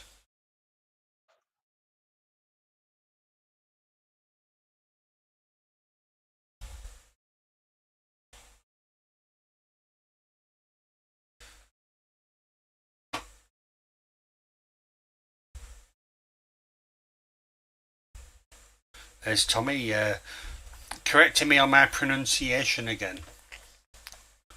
He's saying it's called mojito.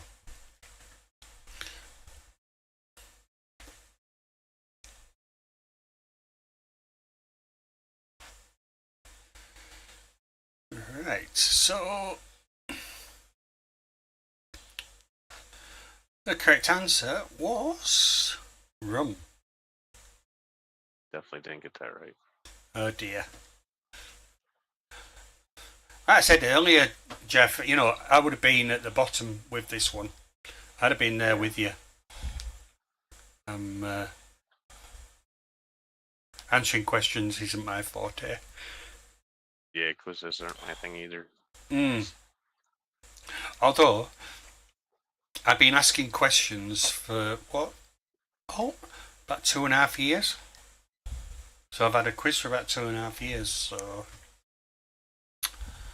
And, but the answers, I just don't take it in. I don't remember what the answers are. All right. So 3 of you got that right. Well done. 5 went for tequila, and 1 went for gin. Stephen P got it right, so he's now taken the top spot. Mickey's in there, 3,000, and Laurie. Well done. Games are life. I don't get out much. It's how I play with friends as an adult. Adult games. That's a topic for another night. Question 9. Question 19. Which beer style is brewed in Bavaria, Germany? Pilsner, Stout, Weissbier, or Schweizbier? Schweizbier.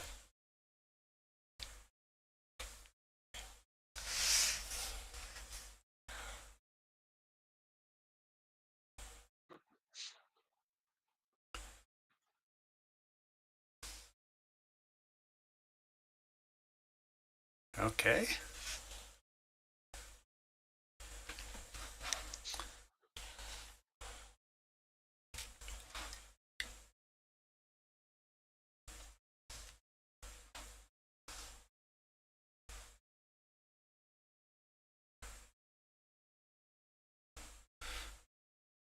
Just doing a quick check here. I mean, if we don't have a quick check on one question.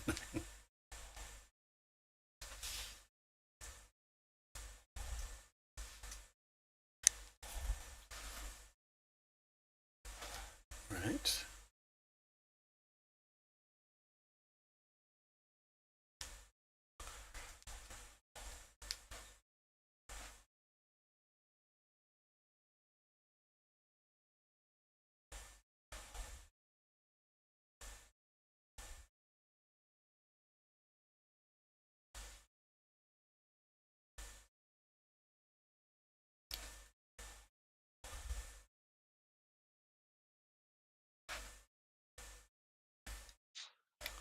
Sorry, I'm just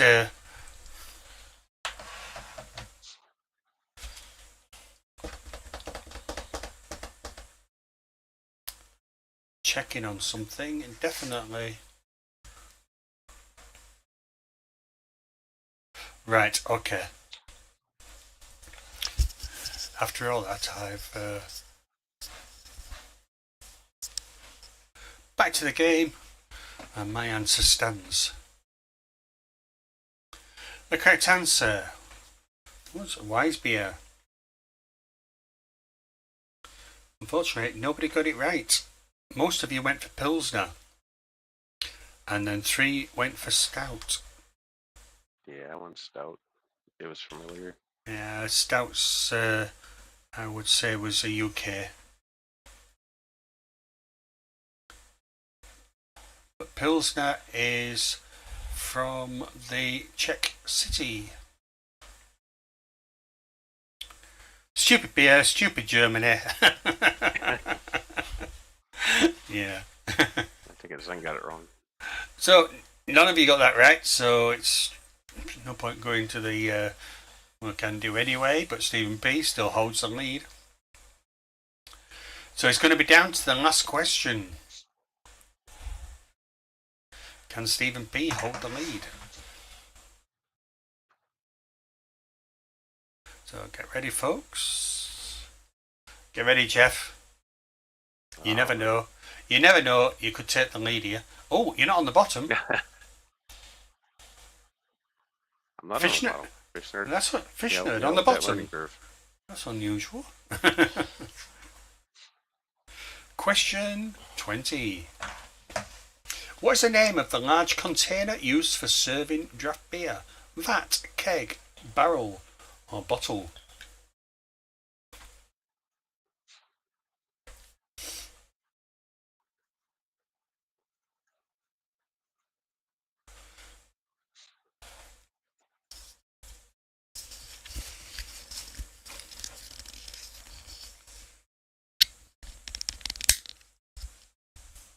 But can you lift one over your head?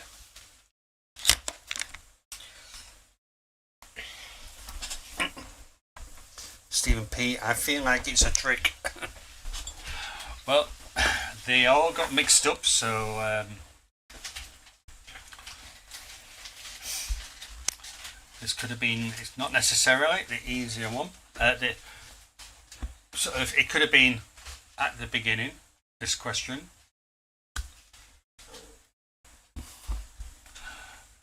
Stop arguing, Tommy.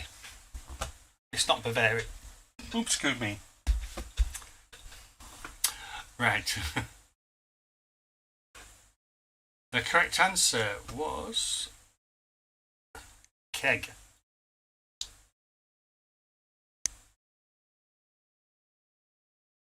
I didn't get that one wrong. I could do a headstand on one, or could 20 years ago. Does that count? Yeah. I can still do a handstand. Unfortunately, the camera angle's wrong.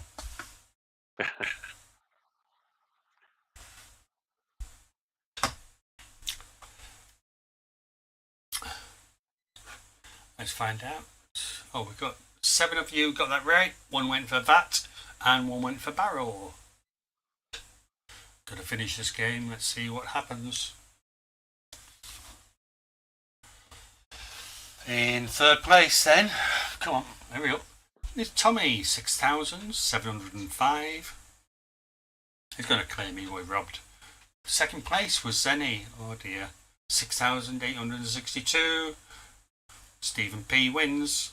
Stephen P is our alcoholic for this week, 6,943. Well done, Stephen. Congrats, winners. He's going to celebrate with some scotch.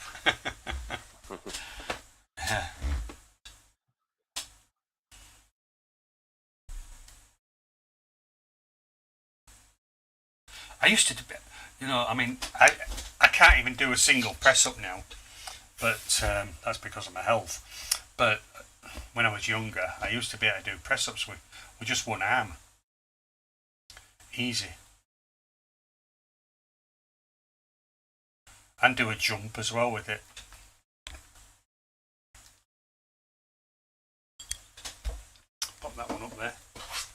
while I'm on my own. I got secret stash.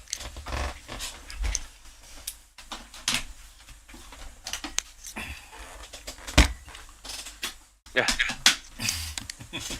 Oh, you want to see what's on the front of it?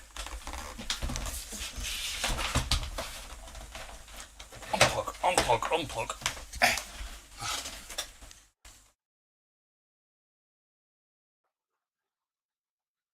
Nice.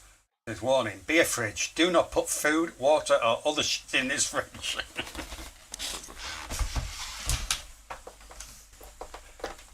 Looks like a good brine shrimp egg fridge.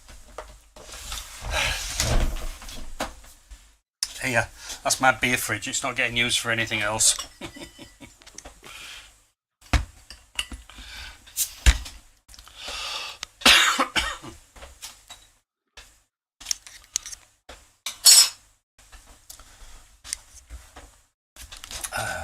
At least he didn't have to put Bab on the list today. I really thought she was going to whoop us all, if not for that funky wager.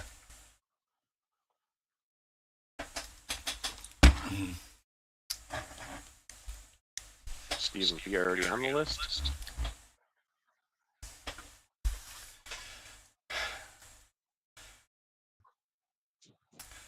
I'm a drunk. Alcoholics go to meetings.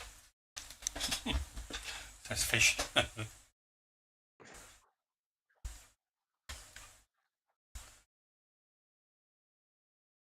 My beer fridge is in the shed during the winter, and summer I drink it cold or warm if it's the right stuff. Stephen says on the list though.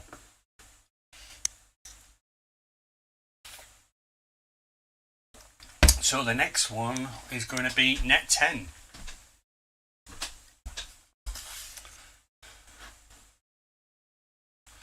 I'm just going to switch the window. But there we are.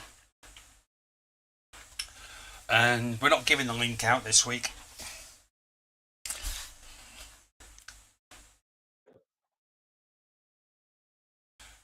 Stephen's on with a permanent marker. Oh, what do you mean? Is it the same link? Of course it's the same link. There.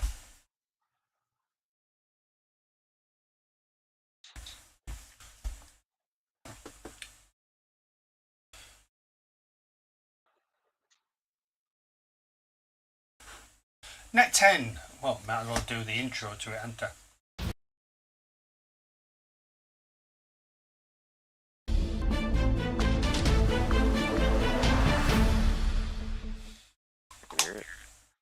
Yeah.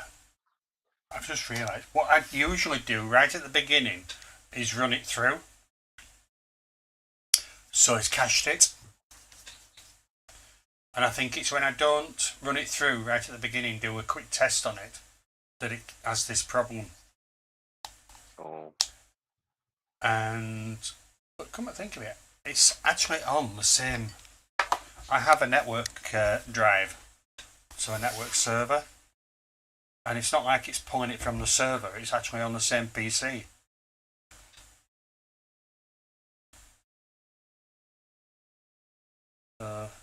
Puzzling. Fish Nerd, I jumped off the wagon because I thought I felt a wobbly wheel.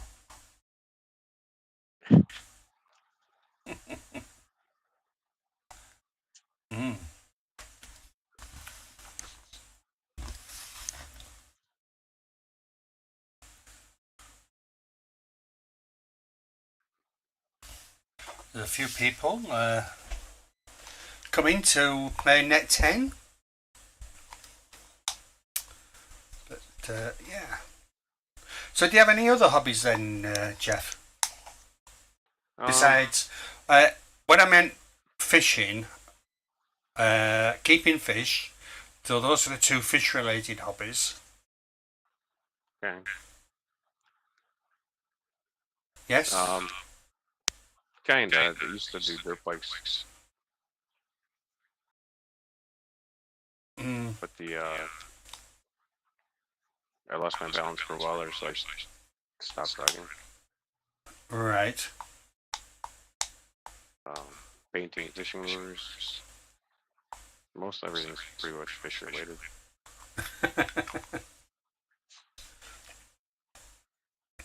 Yeah, I've had various hobbies throughout my life. And the latest one is fishing, and it's sort of like... I find it relaxing. Except when you stand on rods.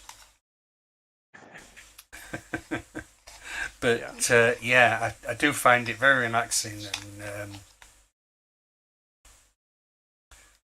it can be. There's yeah.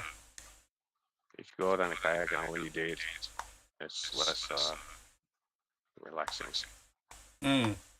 Well, it certainly would be if it was out on the coast. But yeah, I mean, I've gone through various hobbies. We used to have an allotment until my back gave up on me, and so we used to grow a lot of our own vegetables, fruit and vegetables. I've also... It's something that I will do again, but unfortunately at this moment I can't because I don't have the facilities.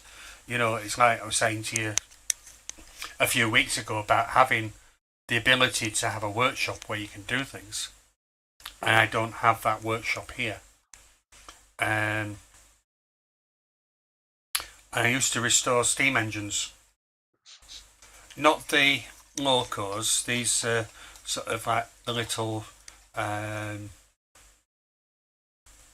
in the UK, they're Mermaid, a company called Mermaid, and they're basically about as basic steam engine as you can get, and they were sold as sort of upper market toys, and a lot of them were not made out of tin, but they were made out of obviously metal. They had copper boilers, copper pipework, they had brass pistons, and some of you may have already seen because I have pointed it out. Were they?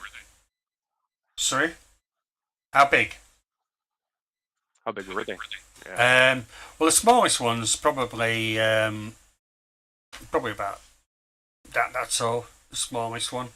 But I do have a car which is sort of like this small, and then we got the traction engines as well. So those. And did they actually run off of steam, or? Yeah. They actually run off steam as well. You've got a little burner that will go underneath the boiler. Obviously, I mean, when we were younger, these the health and safety factors, sort of like toy safety and stuff like that, wasn't the same as it is now. You couldn't sell them as toys now, and.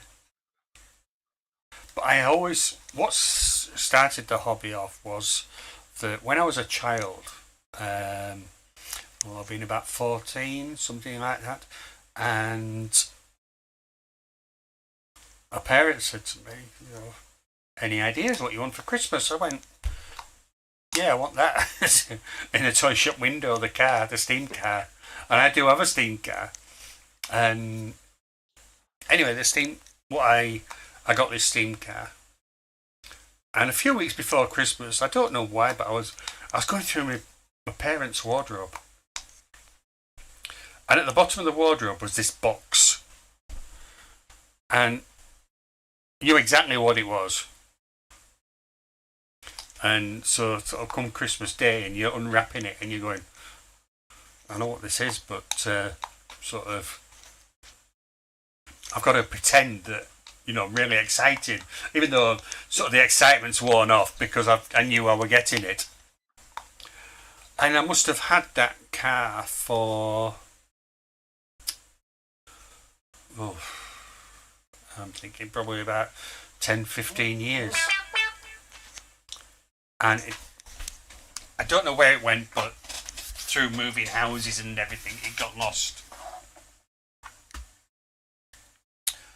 So I decided that I'd seen these online, and I thought it was just a sort of like reminiscing, basically, and decided that I wanted to replace the one that I had as a child. And I found one, and it was sorry, I got a reminder then from my medication. Always get it at about 9 o'clock. And decided that I wanted another one, but the only way I could do it was if I bought a second-hand one and basically rebuilt it. So, which is what I did. I bought a second-hand one, rebuilt it, repainted it, bought new components for it, because there was a lot missing on the kit that I got, and it now sits in our living room. And the thing is, it can't be steamed up because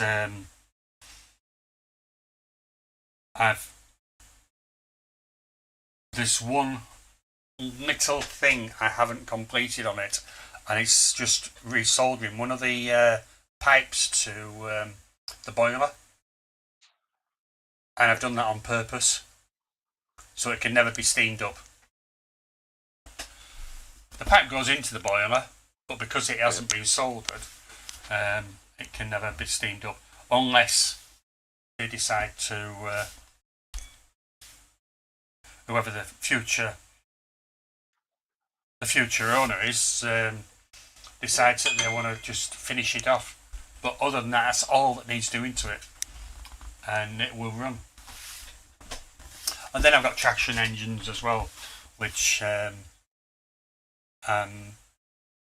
they're waiting to be refurbished. I got one. I bought it off eBay, and when it came, it's never ever been fired. It's basically brand new, never ever been fired. So that one I'm not even touching. Don't need to. But yeah, really enjoyed that.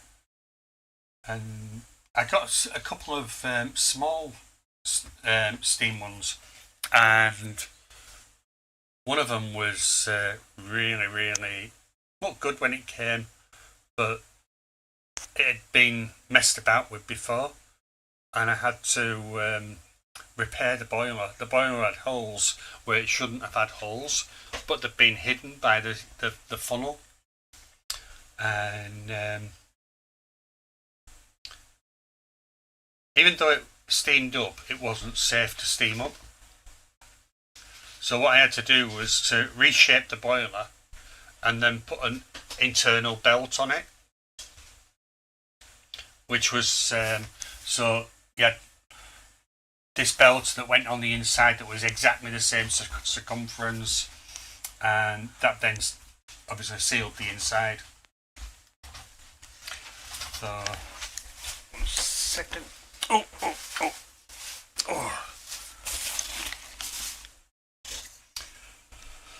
So yeah, that one. So we've got two sort of semi-working ones. We've got one that will now fire up, which is a small one, but yeah, really good fun. But the biggest issue that I had was the paint, and that was getting an enamel paint that was heat resistant. Now you can get it, but obviously to get it to be heat resistant, you've got to cook it. Because you see, this paint would have been, how can I put it, in contact with flames. They painted the inside. Say again. They painted the inside of them. No, it's the outside. But there's it's with the car. It had areas which were gonna get very, very hot, and unless you baked the paint, then it didn't become heat resistant. You're sort of like building it up on a gradual basis. Yeah. Right. That would be a fun project to take on. It was, because it's very difficult paint to master as well. Because you've got to keep the... I've got photographs which I can dig out, but you end up with a paint that, if you don't keep the humidity and everything right, then you end up with sort of not going orange and like an orange peel sort of thing, but it doesn't look attractive. So I ended up having to do it more than once. Right, so side of it.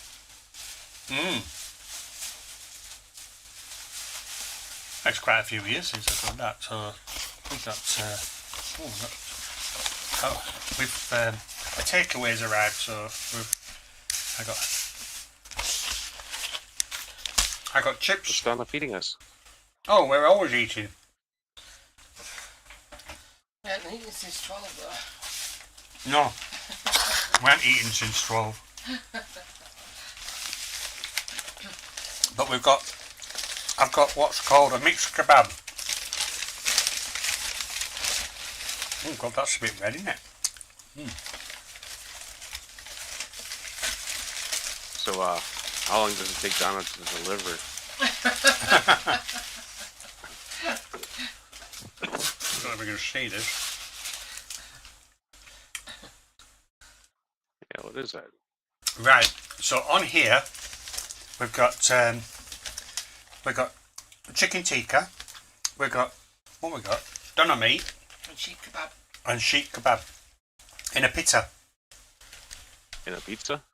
No, pita. P-I-T-T-A. Pita. Okay. Mm. I was gonna say, it looks like they broke that pizza.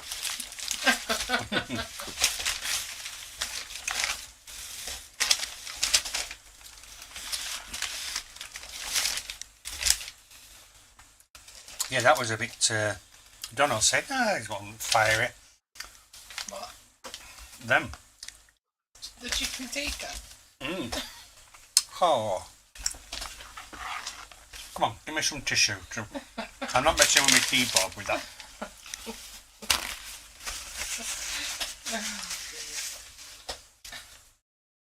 WT absolute F. Huh? I don't think Zen's a fan of it. Doesn't sound like it.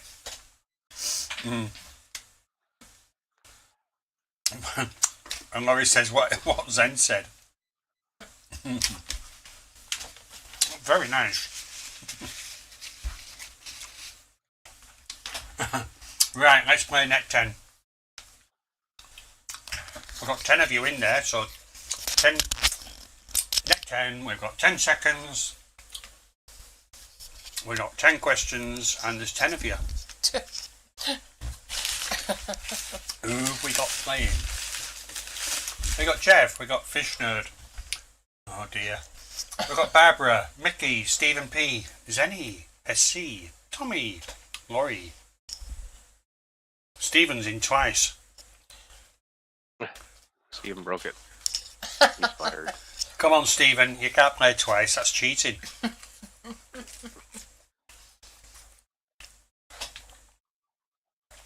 That's really good, is that? Donna says, why don't you have a mixed one for a change? Go on then, I'll have a mixed one. That's good.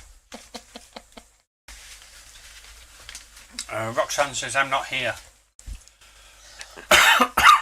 How's the egg watch going, Foxy? Does that mean you're not playing Net 10 then? Steven said I've switched to my phone. Let's see if I get past question 3.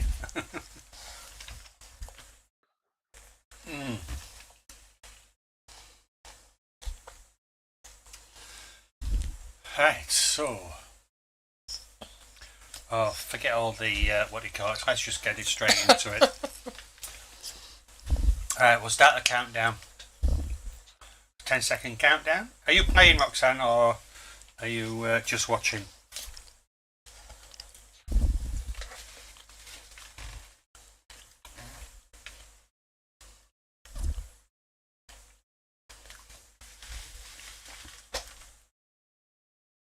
She's just watching.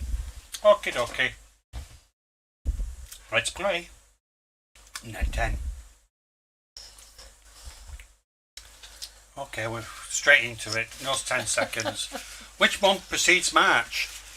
January, February, April, or May? I need the rankings. Eh?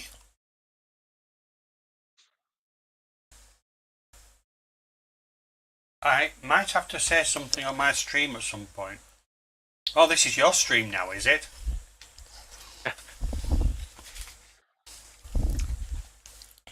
Fish Nerd says I couldn't click.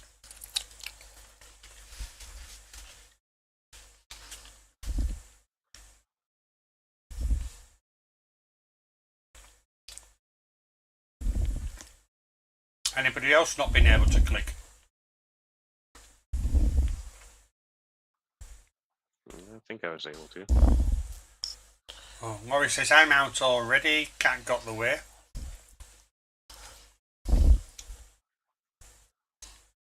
It didn't finish though.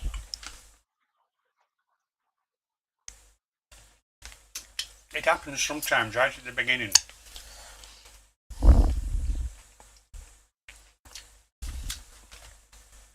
So Fish Nerd is saying, then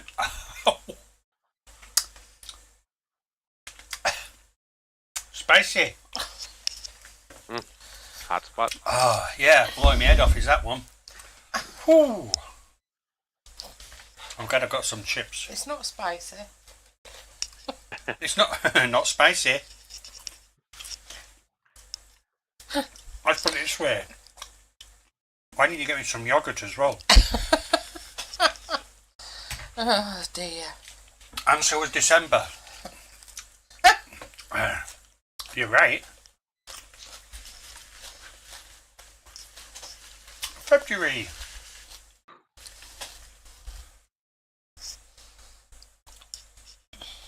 Wow. Ooh, I got to eat more of them. 7 of you got that right. And nobody else did. So, well done those 7 that technically got it correct. So still in, we've got Stephen P. Oh, one of them will have been Stephen because he won't have answered. And then and Laurie because of a cat. Oh, you're still in, Jeff. That's good.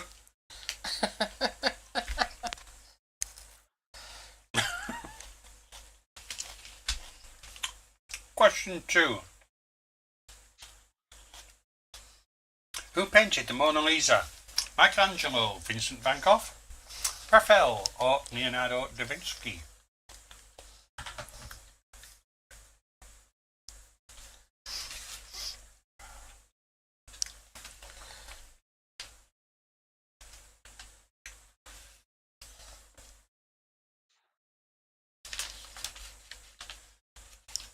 Are you still one of our survivors, Jeff? Probably not.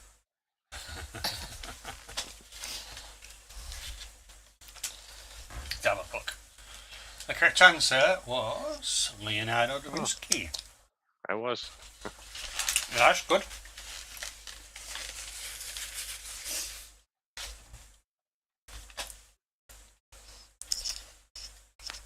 After I took it, I was kind of second guessing myself, thinking it was Van Gogh. Except I think you might have took too long.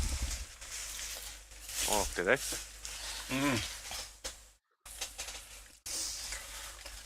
Don't look like it's come through. So I've only got Stephen, Barbara, Zenny, Tommy, and Mickey. Yeah, it showed up as accepted on my end. Yeah,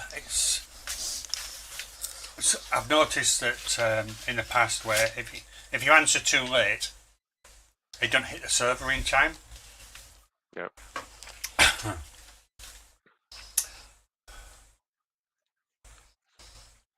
Got a little lag. Here we go.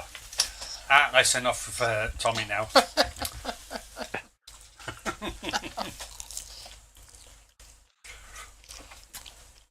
Alright. Question 3. What is the value of pi to 2 decimal places?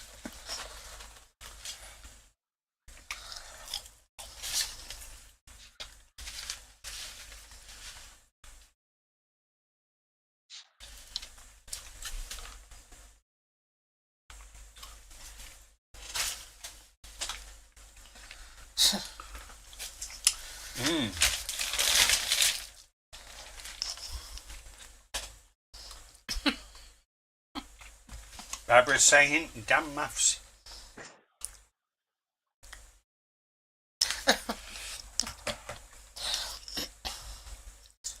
The closest decimal then.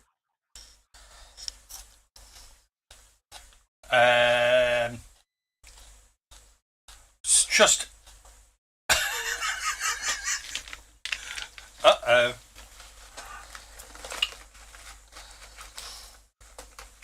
Yeah, okay. Okay, Graham, you're right on that one. Made a boob. Yeah. Question 3. You know what I'm going to do? I'll just start again. But before I'm going to stop the game, you get a second chance at this. And I'm going to go into that question and change it. Thank you, Graham, for spotting that.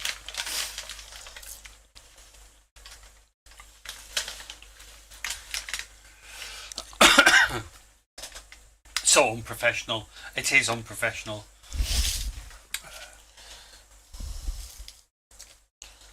I should have been here earlier.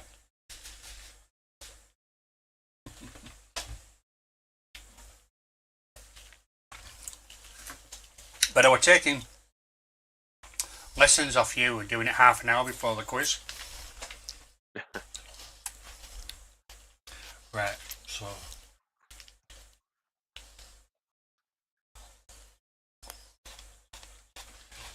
you'll need to jump back in again. We'll start again. It was only question 3.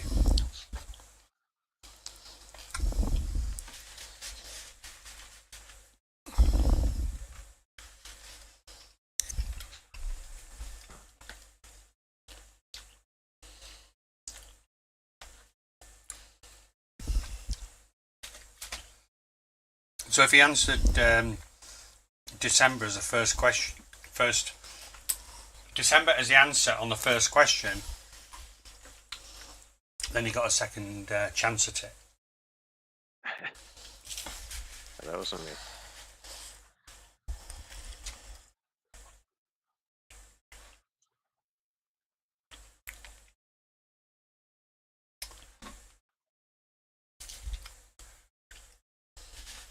Alright, let's go. And we've got Graham in as well this time. So I've just deleted all the Scottish questions. And we'll have a countdown.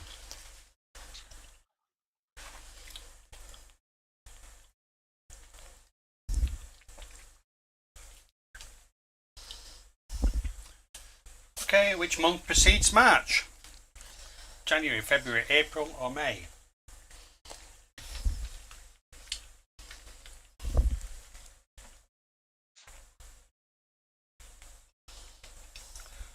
Seriously?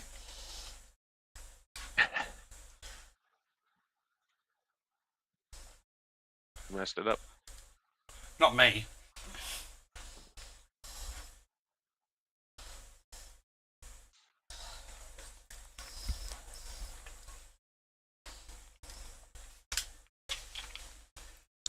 Right.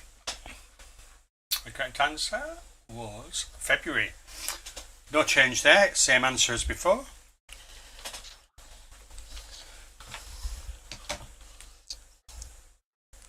So 100% of you, but 9 answers and 1 was eliminated.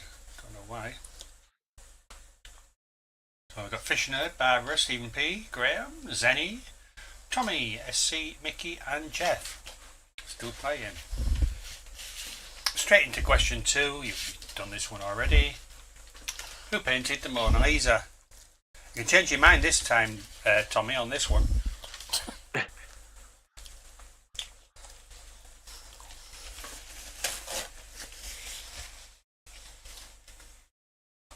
Yeah, we started it again.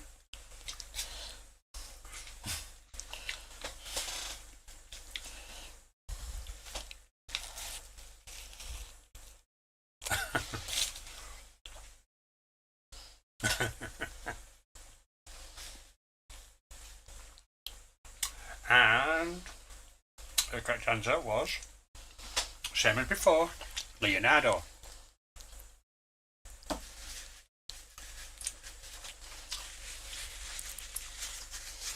We're not starting it again. And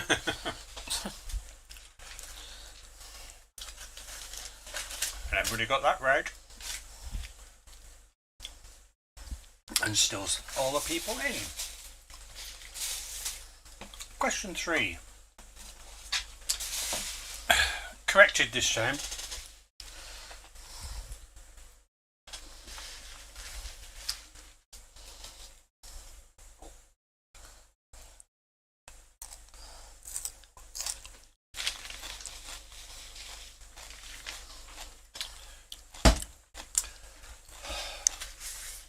Graham. Graham broke it. No. He's right. It's still wrong. Mm-hmm. I blame Graham. It's because I'm on the beer. You don't round 4 to 2. You round down to 1. Yeah.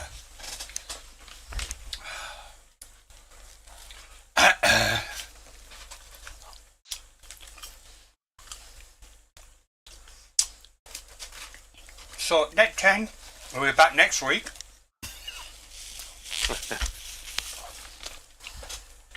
Right. Yeah, somebody did. 2 of you. Got it right somehow? Right. I'm gonna stop it. Finish it.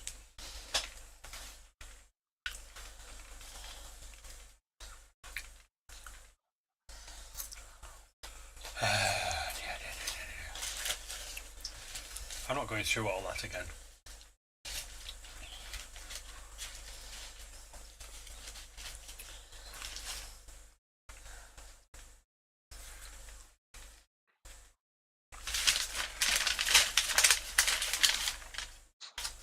Congrats, Barb.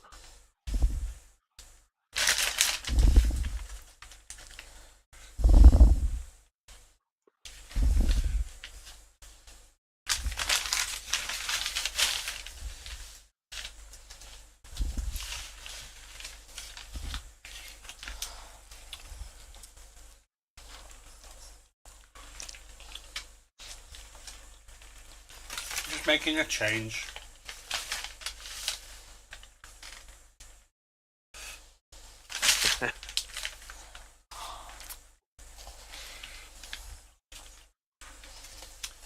Right, so 1, 2, 3, 4, 5, 6. So net 10 has become net 8.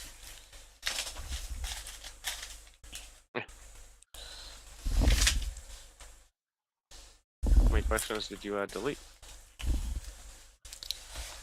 The ones we've already done. Oh.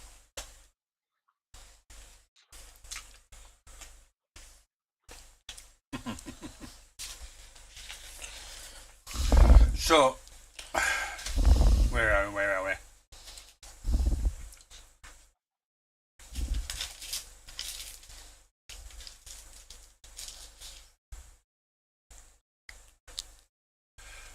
Murray, are you still there? Because you're going to be able to jump back in again.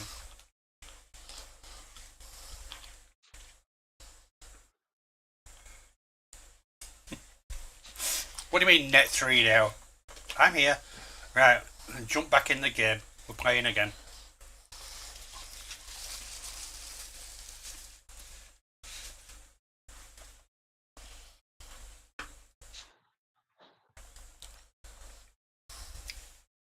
She's in.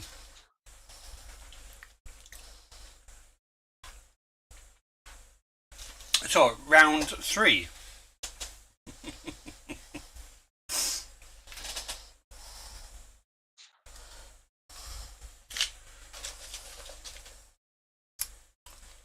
What do you mean, so it's 3.4? I thought it was 3.5.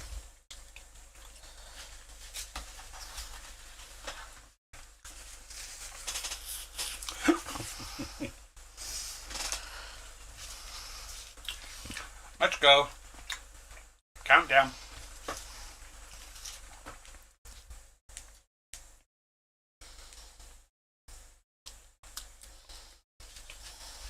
That should say net 8 on there.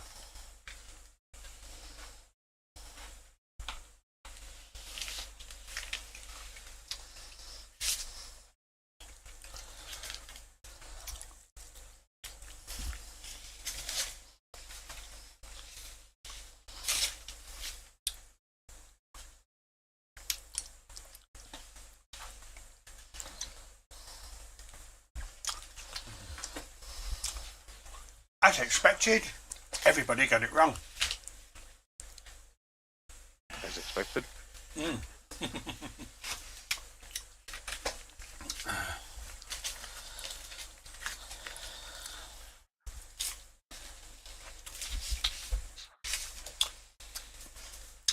Yeah, I know. I normally do stick to your rules, Graham.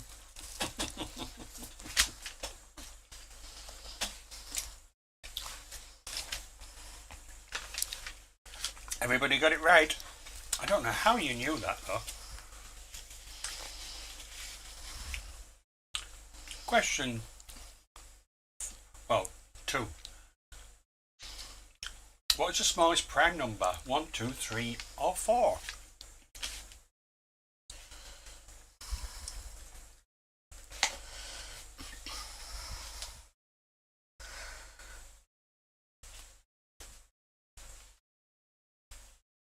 My screen was messing up.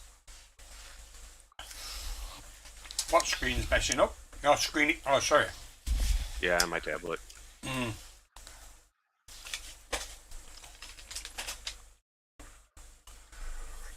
Alright. The correct answer was. What do you mean 11 to? 11? Sure. Yeah. It was 2. I know it's right. Because Graham's still a survivor. We'd only got 2 survivors. What did you guys put?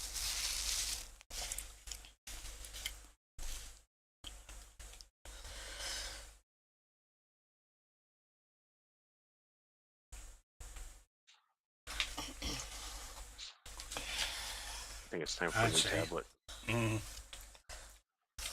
Sorry, what's up with the tablet?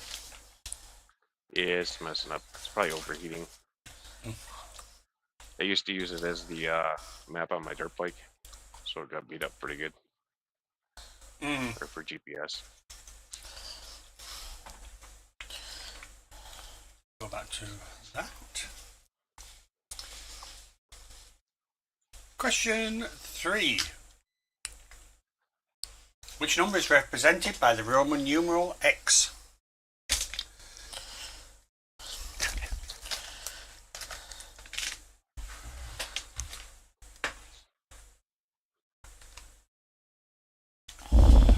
And they're both through.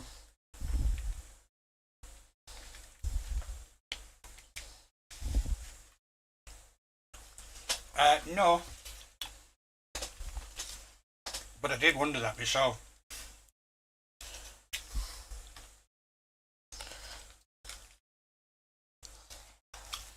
Jenny and Graham still in. Question 4. Who is the author of the Republic? Plato, Aristotle, Socrates, or Pythagoras?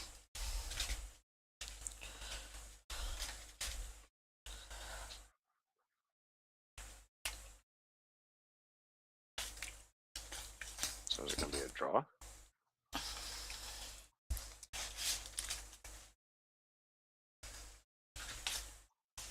Amanda's saying, I don't have a clue. Graham's saying, I have no idea. The correct answer was Plato.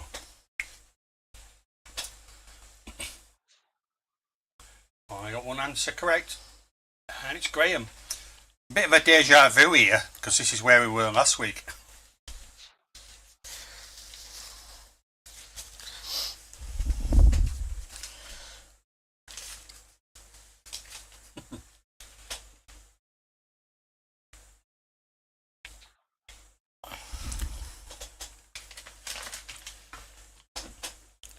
Question 5.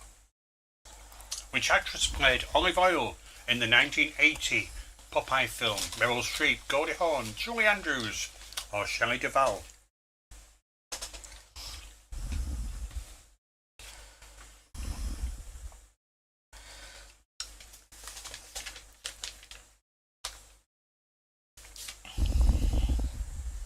What have you gone for, Graham?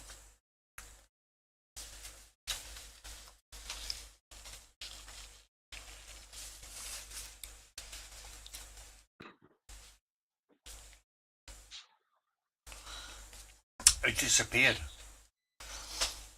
Did you fall asleep? One again, no idea.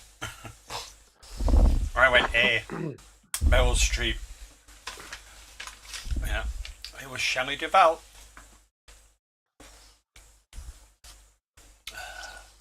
Got one answer, one wrong answer. Unfortunately, no survivors. You did get to question 8 last week, though. I knew by there was a bit tough this week, especially the Pythagoras one.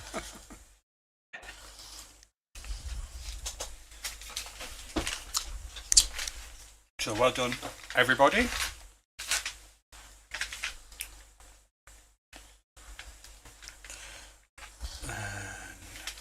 Go back to main scene, because even though we started 3 times,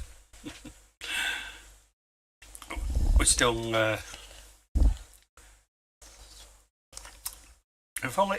we've been doing that for about 12 months, and we've only ever had one winner.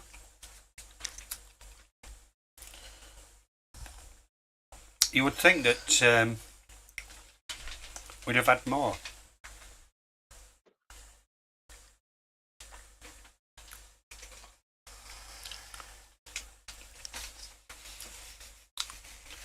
So yeah, we fly out to Turkey at the end of March without fishing rods this time. How long is the trip for? We're going for a week, but the flight itself will take us about 4.5 hours.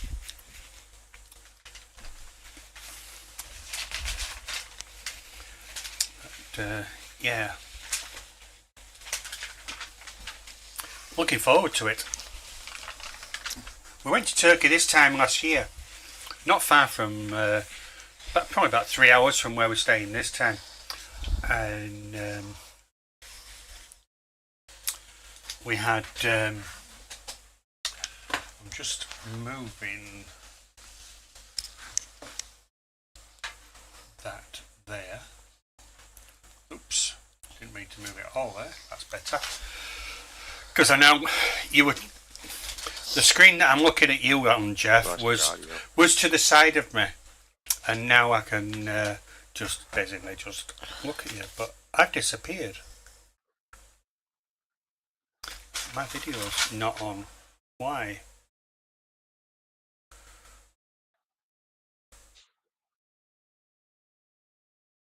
You kicked it again. Mac, that camera's on. I take it everybody can hear me.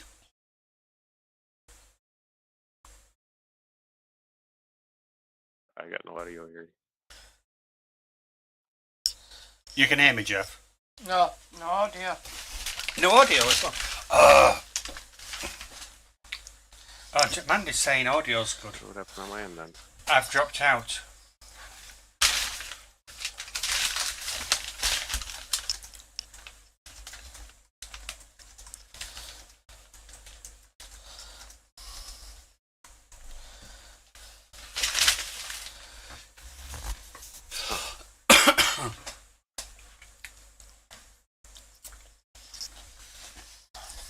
So we've got Donna here, and I'll be back very, very soon. Do you want me to drop out and pick back up again, or? No, I know what it was. I done it before. After your main camera dropped. No, I know what the cause was, and I have done this once before. And I will be back very, very shortly. Control room. Enable. So There you go. There, you can see me. Nobody else can at the moment. Except for Donna's video. Voice, not that one. OBS. I need to jump back in there for a second.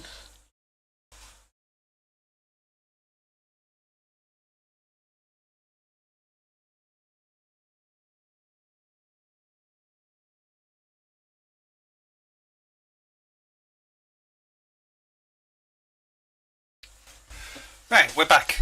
Everybody is back. Sorry about that, guys. I closed the Chrome window that was controlling the cameras, and as soon as I closed that, it ended my side of it. But OBS was still picking up everything with Donna and Jeff. So, no, we didn't eat the stream.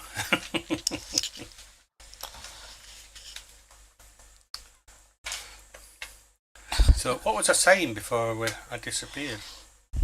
Oh, we were on about holidays, weren't we? Yep. So, yeah, there's 3 hours between where we stayed last year and where we're staying this year. But last year was the first time I'd ever been to Turkey, and it was a bit of an eye-opener for me, because I'm used to Greece, and although Greece is it's sort of like the next door country to Turkey, it's just totally different. The people are different, and but I'm a little bit wiser this time. We should do okay though. I've only ever been to Canada.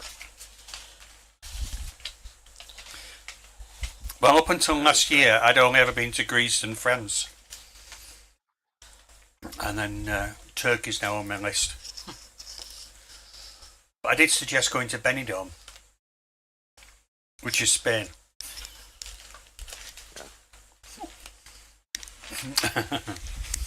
No, don't fancy Benidorm at all. Benidorm is one of these places where people tend to go sort of either to get sort of too much alcohol in them, lots of sun, but you also get them going there in the winter, and they go there on a regular basis. Sort of 2 weeks, winter in, winter out, just to get the sunshine.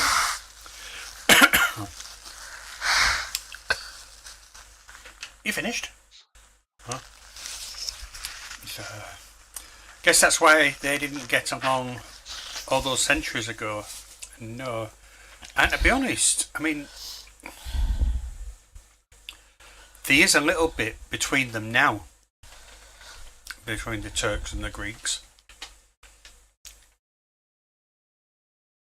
But, yeah, that's sort of history for you. A lot has happened in that area. But I'll tell you what I have noticed is that the Greeks tend to look after their history a lot more. You know, you go to some of their monuments and sort of like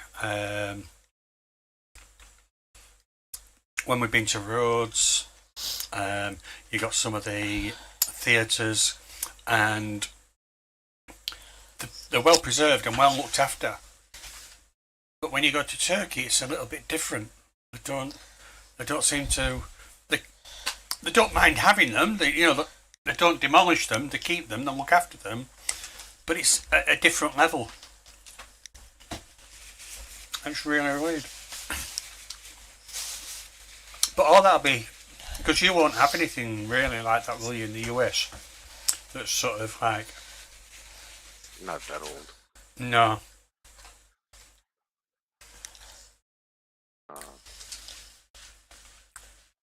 Yeah, no, not that old. No, I've never been to Costa del Sol. Have you? Yeah.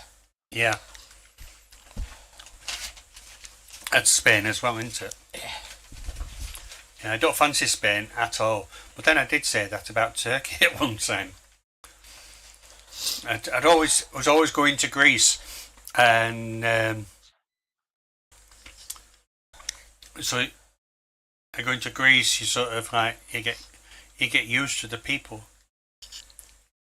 and you sort of they've got this sort of like negativity towards the Turks, and you get that yourself as well.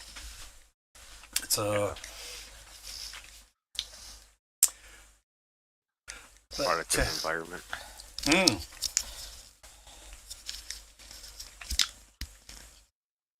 But at one time, Turkey and Greece were very much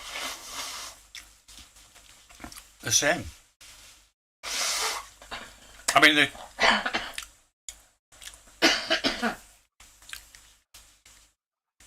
with the different civilizations that we've had in the past, you've got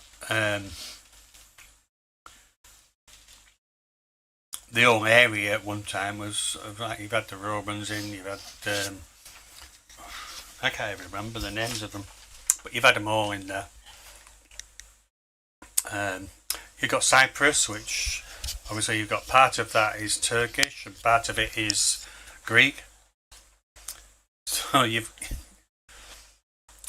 it's all sort of like totally bordered off. But talking about Turkey and Greece, I think we're boring everybody. I don't know. I'm sure there's a lot of people that like to travel that can't. I think that's we're lucky that sort of we're in an area where we have a lot of history. You know, like with Greece, Spain, France, Italy. But then for yourselves, you've got some of the natural stuff. You know, you've got the Grand Canyon, the big lakes, and yeah. Ice Age Trail.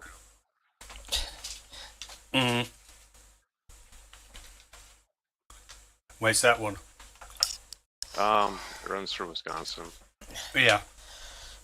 I think it highlights how the soils were pulled off and relocated.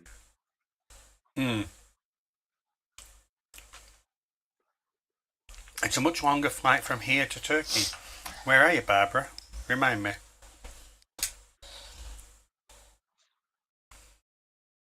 She's saying, so when she went to Costa del Sol, it was over 40 years ago. Yeah. it's when you haven't been somewhere for so long and it's like a touristy place, and it gets changed a lot. Things get changed a lot in 5 years now. But the thing is as well, your memories change. So what you remember might be the same when you get there, but it's sort of like you can't. You think, oh, I'm going down this road. That's where I was, and then you go, no, it wasn't, because you know your memories are totally the change.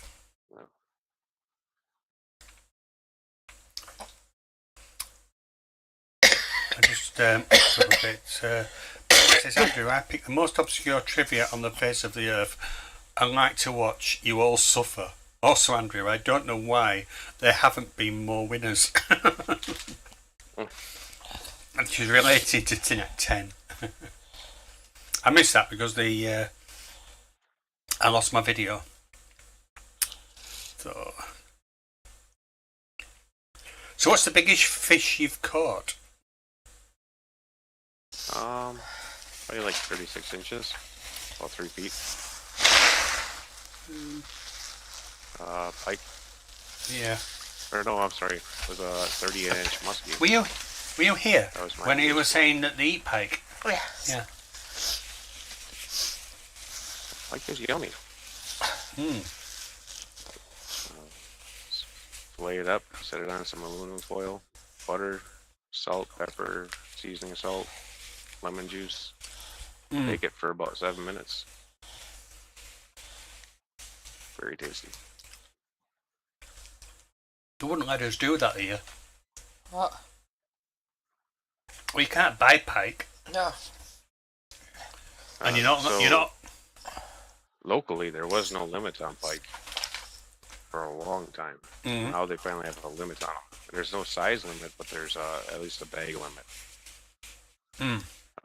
For the most part, they're looked at as most fishermen look at them as a trash fish because they don't want to clean them. So, like when they're out ice fishing, they'll just take them and throw them on the ice and leave them for the eagles. Yeah. They, I mean, in the Thames, we've got the European eel, which is what the jellied eels are made from. And you don't fancy jellied eel either, do you? No. And it's it doesn't look appetising to start off with. Yeah. But there's a lot of people like it. A lot of people, you know, especially around London, they'll eat it. But it was one of the fish in London, because the Thames was so badly polluted. It was one of the only fish that would survive. Okay. Yeah. So I don't know why they boiled it and obviously jellified it. I don't know where the jelly comes from. I don't think it is from the eel though, is it? I don't know. I don't know. Yeah. It's not something that I've, wanted to cook or whatever, so, you don't really research it.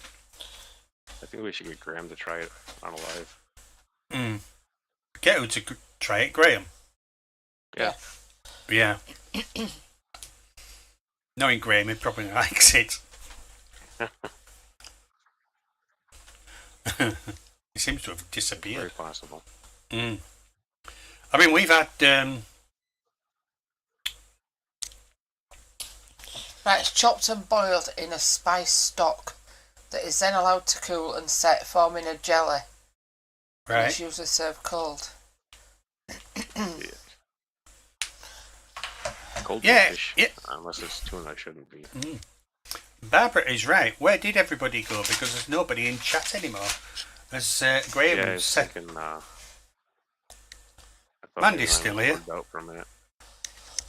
Yeah, we're not going to stay much longer ourselves either. How many people are watching? 17 according to mine. According to this, 17 still.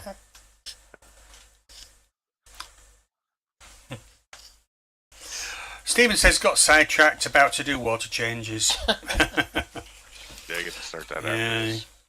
Well, but yeah, we used to do. I said we used to do the bingo, but I've pulled the bingo because it lengthens the stream, but also, like I said to you earlier, you lose that interactivity with people, and the conversation and whatever. It just sort of like you're just playing bingo Monday to Friday, no problems, but certainly, you know, and I got to pull it back to sort of conversational on the stream, and You can always take breaks between the games. I did try it with splitting it up, so rather than all the games of bingo at the end, we put some at the beginning and between the quiz, but it just got a little bit too confusing. Mandy says, I need bingo. That isn't at 10 a.m. my time. You should be able to be up by 10 then. Yeah. I mean, 5 a.m. I can see that. That's just stupid time.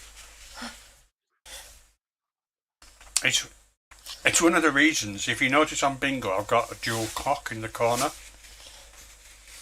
And that's purely so that I can check your time against my time.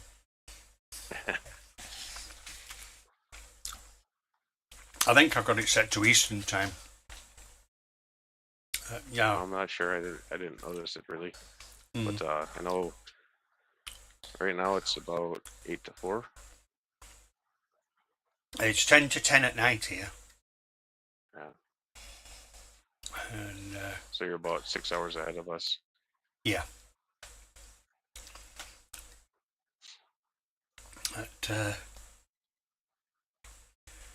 I think we start winding down, I think, and going to an end for this week. But no, it's I know obviously when you supported both myself and Roxanne last week, and obviously that was awesome of you, and although I can thank you when I'm playing bingo or whatever, but I wanted to be able to just, you know, thank you personally, and you know, that was absolutely awesome. And it's good to support the community. Yeah, very much appreciated. Because it does go a lot. It does go a long way. It doesn't just. Yeah. It's not only the financial support either. When people do things, when people do that, boost views and stuff too. It does. It does a boost. You know, it gives a.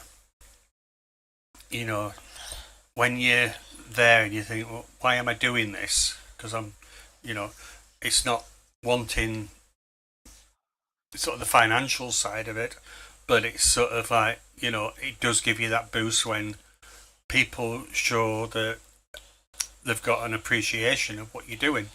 So, yeah, it was a big boost, a huge boost, and it was much appreciated. Yeah, well, it's kind of a morale boost, and it's also like a YouTube boost. Yeah. Well, it certainly did for YouTube because it boosted my memberships big time, because they'd really dropped, and although I was hoping that I would get some memberships possibly from Whiskers, it never really come about. Well, at least you're getting subs out of it. Getting the subs, and I get a little bit of advertising revenue as well from it.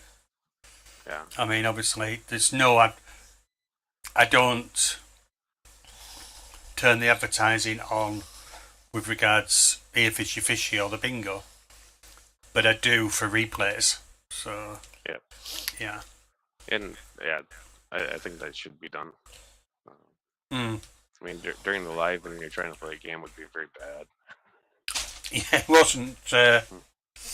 I know it has happened to some people, and not just on my stream either. I think it happened possibly on Graham's. Occasionally you forget to switch it off. I do now. No, even if you do switch it off, they still pop up now. At least that's my understanding. I mean, I've been premium for probably since they released it. I don't like commercials. Yeah, exactly. I don't. But so thank you, Jeff. No problem. You've been a wonderful star, and it hasn't. There's been sort of like a few mind blocks going on sort of throughout the stream, and so it hasn't flowed as nicely as I wanted to. But obviously, I haven't been getting enough sleep either, so I'm a little bit more tired than I should be. That's not. Don't worry. But we'll be back next week. Who's going to be with us? I don't know. But I'll be working.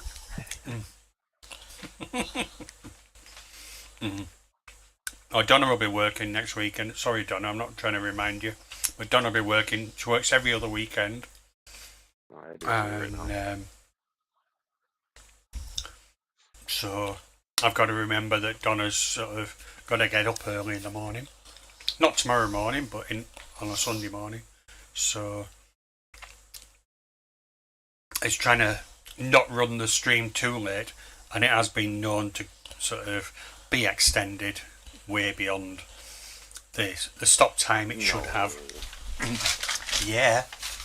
It could never go for like 6 hours or something like that. Can it? Yeah. Yeah. In the do you know Daniel Keeping Fish? Maybe. Yeah. You'll know him. And at one time, Daniel, there was me, there was Jeff Pelham, there was we used to get Steve on. Steve, you'll know from chat. Yep. I've seen Steve pop up here and there. Yeah, and we just used to be able to chat and chat and chat, and it would go on and on and on. And if you think women can talk, men can. Yeah, you just have to catch me in the right mood. Some days I'm talkative, some days I'm not. Yeah, I'm the same though, aren't I? Some days it just flows from me, and you can't shut me up. But yeah, so thank you, Jeff. Thank you, Donna. And we will be back next week. Monday for the bingo. There's no outro. I'm just going to, because I haven't done it. I have an outro, but it's that old that it's got all the wrong members coming up. So, Jeff, your turn to stream now. Yeah, maybe tomorrow we'll see. Yeah, but yeah, so I need to eat something. I haven't eaten yet today. and we will be back next week. Oh, I have. He sat there. He sat there thinking I haven't eaten yet, and these two are stuffing themselves. No, I can go a day without eating for sure. Oh, okay. Well, thank you, Jeff. Thanks, Donna. We will see you later. Bye. Bye. Where's the off button? There.